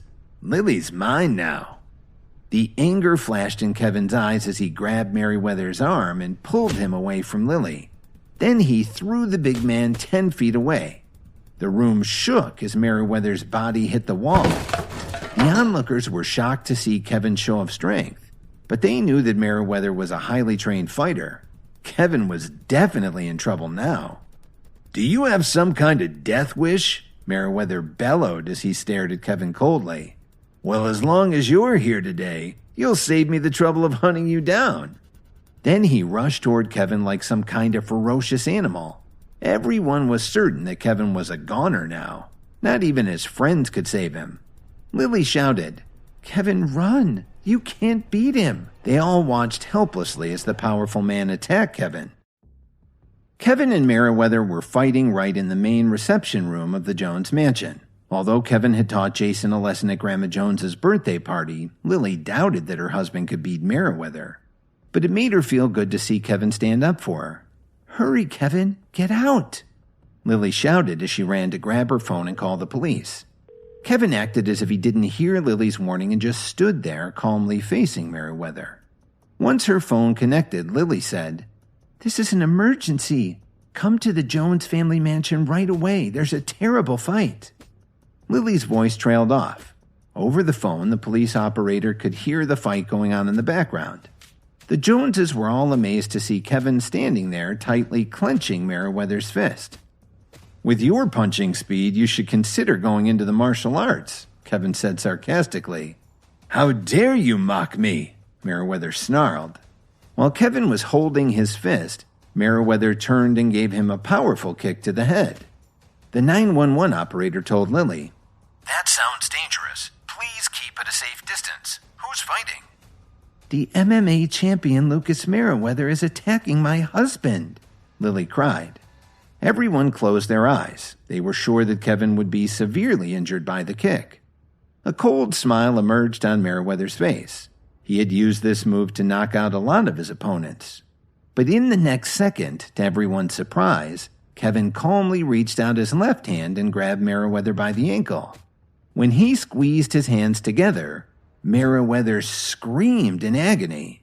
Then Kevin grabbed Merriweather's hands and feet and threw him onto the ground with a dull thud. Everyone there, including Merriweather's bodyguards, were stunned. They couldn't believe he had beaten the world champion so easily. Before Merriweather could get up from the floor, Kevin put his foot on the man's chest, pinning him down. "So what were you saying about my wife, you arrogant bastard?" Kevin said as he leaned down and slapped Merriweather on the face. "Stop hitting me! I was wrong," Merriweather begged him. "So you admit that you were wrong. Then maybe you should apologize," Kevin said coldly. "All right, I apologize," Merriweather said in a muffled voice. "Not to me, to Lily." After Kevin finished speaking, he glared at Merriweather's bodyguards. None of them dared to move. They knew that they couldn't beat their boss even if they joined forces. Seeing how easily Kevin had defeated Merriweather, how could they possibly stand a chance? "Never," Merriweather said bitterly. "Never?" Kevin grabbed the man by the collar and raised his palm to slap him. "This is unbelievable," they all thought. Was this really happening? Lily gulped in disbelief. She'd been married to Kevin for 3 years and had never seen the side of him. Kevin gave Merriweather another punch to the jaw. It looked like he may have knocked out a couple of his teeth. "We're still waiting," Kevin said threateningly. I'll do it, just stop hitting me," Merriweather begged. Kevin turned the big man to face Lily. As everyone looked on in shock, Merriweather said, "Lily, Mrs. Williams, I'm sorry, I should never have done this. Please forgive me." Before Lily could say anything, Kevin said, "I'll call the police now and let them handle this." "I've already called the police," Lily said softly. Kevin nodded and lowered Merriweather to the floor. Then he turned around and looked at the man's bodyguards. He ordered them, "Come over and sit on the floor with your hands on your heads." They frowned and looked at each other. "What are you waiting for? Come over here and sit down next to me," Merriweather shouted at them. "Yes, sir." They replied and sat on the floor to wait for the police. A few minutes later, they all heard sirens approaching the mansion. Officer Emmett walked in, followed by several backup officers. "What's this all about?" she asked. Then she looked at Merriweather and his bodyguard sitting quietly on the floor with their hands on their heads. "What's going on? Why are these guys sitting on the floor?" Officer Emmett frowned and asked. "Officer, please help me." Before Merriweather could finish what he was saying, Kevin grabbed him by his throat. "Kevin, what are you doing? You can't do that in front of a police officer," Officer Emmett said. "Well, Officer Emmett, I've already guessed what Merriweather was about to say. He just wants to complain. I figured I'd save you some time and just make him shut up," Kevin said calmly. Officer Emmett rolled her eyes at Kevin. Then she turned to the other officers and asked them to have 2 more cars sent over. She looked at the Jones family standing in a big circle, then pointed at the men sitting on the floor and added, "Take these guys back to the station for questioning." After Officer Emmett finished giving these instructions, she turned to Kevin and Lily and said, "Please follow me." "Of course, Officer Emmett," Kevin said as he shrugged his shoulders. Then he hesitated for a moment before saying, "Does my wife have to go?" She was a little frightened by all of this, and she should go get some rest. "It's fine. I can go with you," Lily said worriedly. Officer Emmett said, "I'll be in touch, ma'am." Then she nodded at Kevin and said, "Let's go." Kevin turned to Lily and said, "Go home and rest up. I'll be back soon." Then he and Officer Emmett left the Jones mansion. Kevin sat down in the front seat of Officer Emmett's cruiser. She put it into gear and drove through the gate toward the city. After about 10 minutes, Kevin asked her, "Aren't we going to the police station?" He knew that they weren't in the right neighborhood. "You know the police station pretty well, don't you?" Officer Emmett gave him an odd look and then smiled. "Don't look at me like that," he said. "I drive by the police station all the time, and this is definitely the wrong direction. What's going on?" "Forget it. I won't tease you anymore," she said in a slightly playful tone.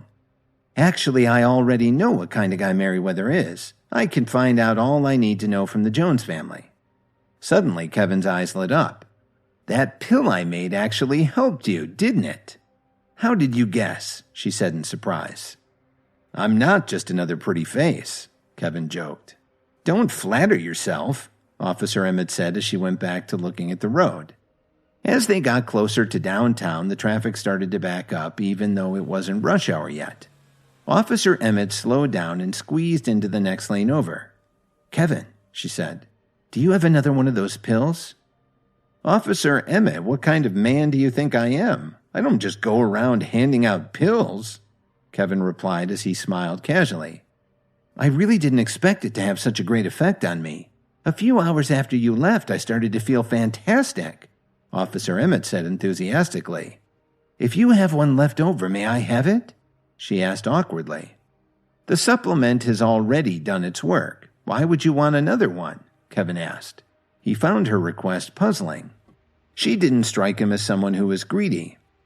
"I have a very good friend who needs some help," she explained. She knew that something this miraculous would be difficult to make herself. Somehow, Kevin seemed to have a gift for it. "I'm not sure I can help," he explained honestly. "I understand," Officer Emmett answered. He could see in her eyes that she was disappointed. "However, there may be a way for me to help your friend," Kevin said with a smile. "How?" Officer Emmett's face lit up.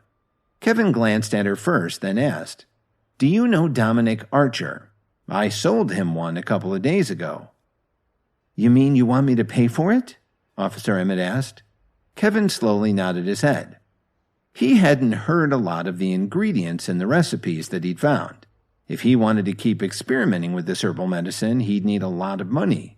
But he couldn't use any of the Williams Media or KWTD Corporation assets to pay for his personal research.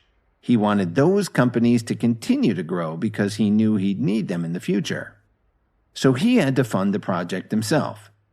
"As long as your friend is willing to pay, I can do it," Kevin said calmly. "Don't worry, money isn't a problem. My friend is pretty well off." Then Officer Emmett asked curiously, "How do you know Dominic Archer, and how much did he pay for your pill?" "How did I meet him? I'd rather not talk about it," Kevin casually said. But he didn't pay much, just $500,000. Officer Emmett slammed on the brakes when she heard this. How much did he pay? Officer Emmett repeated. $500,000. Didn't you say that your friend could afford it? Kevin said with a smirk. Of course, Kevin knew very well that Officer Emmett's friend would never be able to afford to pay that much. After all, hardly anyone in the whole city was as rich as Dominic. As Kevin expected, Officer Emmett didn't say anything else. She just quietly followed the car in front of them and slowly crossed the next intersection. Let's go to the police station for a statement, Officer Emmett said blankly. Officer Emmett, I consider us to be friends. Why don't I give your friend a 20% discount? Kevin said nervously. Was Kevin really afraid of going down to the police station? Of course not. He knew that Merriweather was completely in the wrong, although he may have gotten a little carried away defending Lily against the bully. Kevin was acting anxious so he could give Officer Emmett a way out. A 20% discount? Isn't that still a few $100,000? Officer Emmett said sadly. Kevin, are you teasing me? Are you having fun? He knew that she couldn't possibly afford to help her friend no matter how generous she was. Forget about it, Officer Emmett. I value our relationship. In the short time I've known you, we've faced a lot together, even fought side by side. I'll just give you the pill, Kevin said gently. Really? Officer Emmett said as she pulled to the curb and slammed on the brakes again.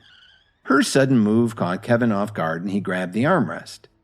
Officer Emmett, can you please be more careful? I can give you the pill, but I do have one condition, Kevin said nonchalantly.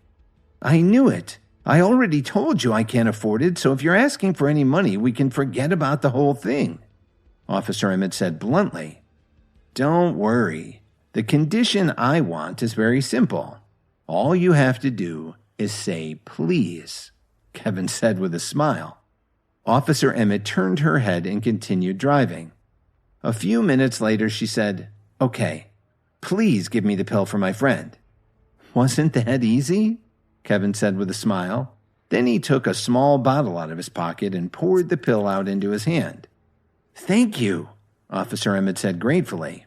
Then she quickly took out her phone and called her friend. Hello? Where are you right now? I've got the pill. She made a U-turn and started to head back out of the city. Where are we going now? Kevin wondered. As Officer Emmett was driving Kevin away from the Jones family mansion in her squad car, she decided to ask him for a favor. She needed one of the herbal pills that he'd made so she could help a friend. When Kevin finally agreed, she picked up her phone and called her friend to say she was on the way. All right, wait for me there, Officer Emmett said as she hung up the phone. She turned her head and said to Kevin, My friend is having breakfast at the Whistler Hotel. We're almost there, so let's head over to meet him. After hearing Officer Emmett say that her friend was having breakfast at the Whistler, Kevin had an idea of who it was. Anybody who has such an expensive breakfast has to be a snob, Kevin commented. Officer Emmett was surprised to hear this. Realizing that something was wrong, she said, Kevin, my friend is just a little spoiled by his family, so sometimes he splurges. Please promise me you won't bicker with him, okay? All right, I'll go with you, but let's get one thing clear first. If this friend of yours isn't polite, I may not just hand over the pill, Kevin said calmly. When they arrived at the Whistler Hotel, they took the elevator up to a private room on the 3rd floor. As he opened the door, Kevin noticed that there were 5 or 6 couples in the room. Based on the way they were dressed, Kevin was even more certain that they were just snobs who had nothing to do all day long. A well-dressed man walked up and stood next to Officer Emmett. It was Sherwin Blair. He took her by the hand and introduced her to everyone. I'd like you to meet my fiancée, Kelly Emmett. I'm sorry, he paused for a moment. Lieutenant Emmett, as you can see by her uniform. One of his table companions said, Delighted to meet you. When are you getting married? We can't wait to attend your wedding. Soon, but let me tell you something else, he replied. Today we have another surprise. Mrs. Blair just brought me a miraculous herbal pill, he said happily. Sherwin, how many times have I told you we aren't married yet, so it's too soon for anyone to call me Mrs. Blair, Officer Emmett said with a hint of irritation in her voice. My fiancé is just a little nervous. Please, don't be offended, Blair replied. Just then, one of them looked at Kevin and asked abruptly, Isn't this the guy who married into the Jones family? What's he doing here? There was an awkward pause, then Blair turned toward Kevin and sneered. Are you lost? This is the Whistler Hotel, you know. They don't just let anyone come in here. Then why can't I be here? Kevin asked with a smirk. Everyone knows that the Jones family is desperate to find people to buy shares in their company. They'll be bankrupt soon, and there's nothing they can do about it, Blair said in a snobby tone. Then he glanced at Kevin and added, Can you even afford to eat here? You probably should have stayed at home. Shut up, Sherwin, Officer Emmett said angrily. Kevin was kind enough to bring you the herbal remedy I was telling you about. Everyone in the room was shocked when they heard that. They really didn't expect Blair's girlfriend to defend Kevin. What shocked them even more was that Kevin actually had an herbal supplement that could help Blair. It was a rare skill, and there were a lot of rich people who were desperate to have access to the latest breakthroughs. They really doubted that Kevin had the ability to help their friend. Kelly, you can be so gullible. Kevin is obviously playing you for a fool, Blair said arrogantly. Think about it. How could someone like him have any knowledge or skill to make an effective herbal remedy? Before Officer Emmett could respond, Kevin spoke up. Because Officer Emmett and I are friends, I was going to give you a good price, but now I've decided to increase it by 30%. Kevin, what are you doing?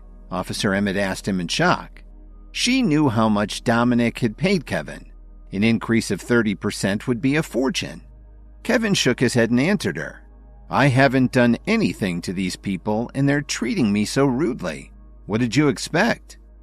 So what? I'm not going to waste any more time talking to someone like you, Blair said contemptuously. Listen carefully, he said with a sneer.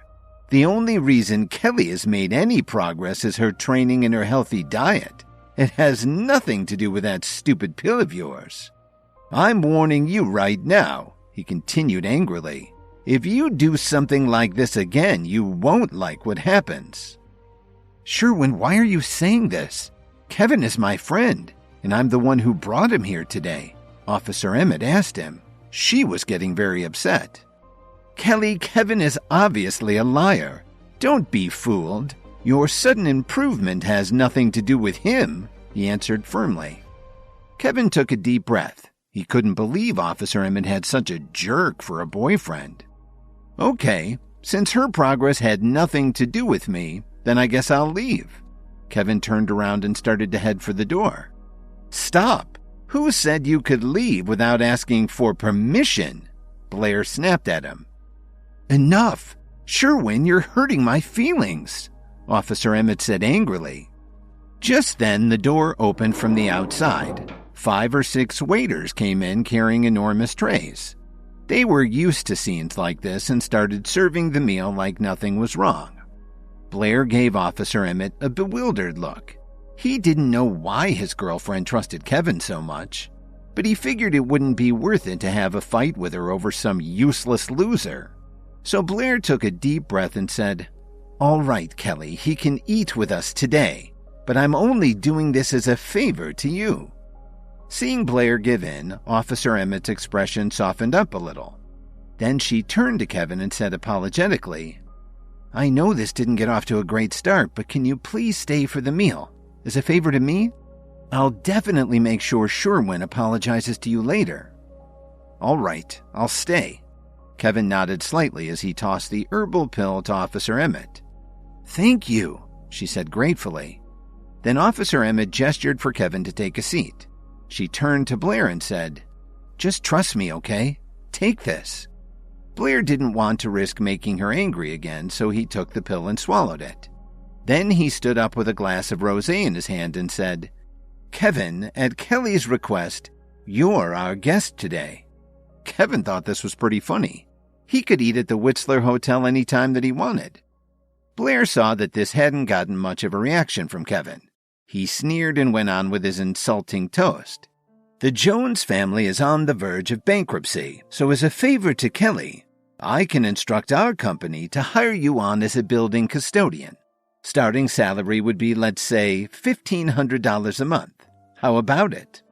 The whole room burst into laughter. One of the guests said, "You're too generous, Mr. Blair. Just make sure he can do a good job cleaning the restrooms." Officer Emmett was embarrassed. She suddenly felt guilty that she'd brought Kevin along. If she hadn't insisted, Kevin wouldn't be in this humiliating situation. "So, you're Sherwin Blair," Kevin said with a mocking smile. "Hardly anyone has heard of you. Do you really think you're a big shot?" The room got quiet all of a sudden. They all knew that Blair was hot-tempered and wouldn't put up with Kevin's insults. But Blair held his anger in so he wouldn't upset Officer Emmett. He shouted at Kevin, "So this is how you respond to my generous offer? You really are a lowlife." "Look who's calling me a lowlife. You should take a good look in the mirror," Kevin replied spitefully. Blair threw his wine glass on the floor. Shards of glass went everywhere. Just as he was about to make a move toward Kevin, the door was flung open and Drake hurried into the room, followed by a few of his bodyguards. "What's going on here? Who's causing trouble?" Drake growled as he looked around the room. Kevin was sitting with his back facing the door, so Drake didn't recognize him yet. One of the people whispered to the others, "This is Drake. He's the head of security here." They all knew the place he had in Chicago's underworld. Suddenly, Blair had an idea. He straightened out his tie and walked towards Drake with a smile on his face. "Hello, sir. I wonder if you still remember me," Blair said warmly. "My father and I brought some gifts to Mitchell Cook's birthday party." When his breakfast companions heard that he knew someone like Drake, they were very impressed. "Who are you?" Drake replied brusquely. "Did you throw the glass? I don't like troublemakers." Blair's face froze. He immediately pointed at Kevin and explained excitedly, "Sir, I'm Sherwin Blair. Perhaps you've heard of me. I'm not the one causing trouble today. He's the one who broke the wine glass. He was also very rude to my girlfriend. Please, show him the exit for me," Blair said pretentiously. However, Drake didn't seem to hear what he was saying. He was frowning and staring at Kevin's back. Kevin took a sip of his coffee and said, "Drake, are you really sure you want to do that?" "Be careful how you talk to this man," Blair scolded him. They were all very upset by Kevin's attitude and were afraid that Drake would take it out on them all. Just then, Drake reached out and took Blair forcibly by the elbow. "What's the meaning of this?" the man asked. He had no idea why Drake was doing this. "Stay right here," Drake growled at him. After saying this, he slowly walked over and stood in front of Kevin. As everyone watched in amazement, Drake offered his hand and apologized. "I'm so sorry, Mr. Williams. This is all my fault. I didn't recognize you right away, sir," Drake said nervously. "You could have heard a pin drop,"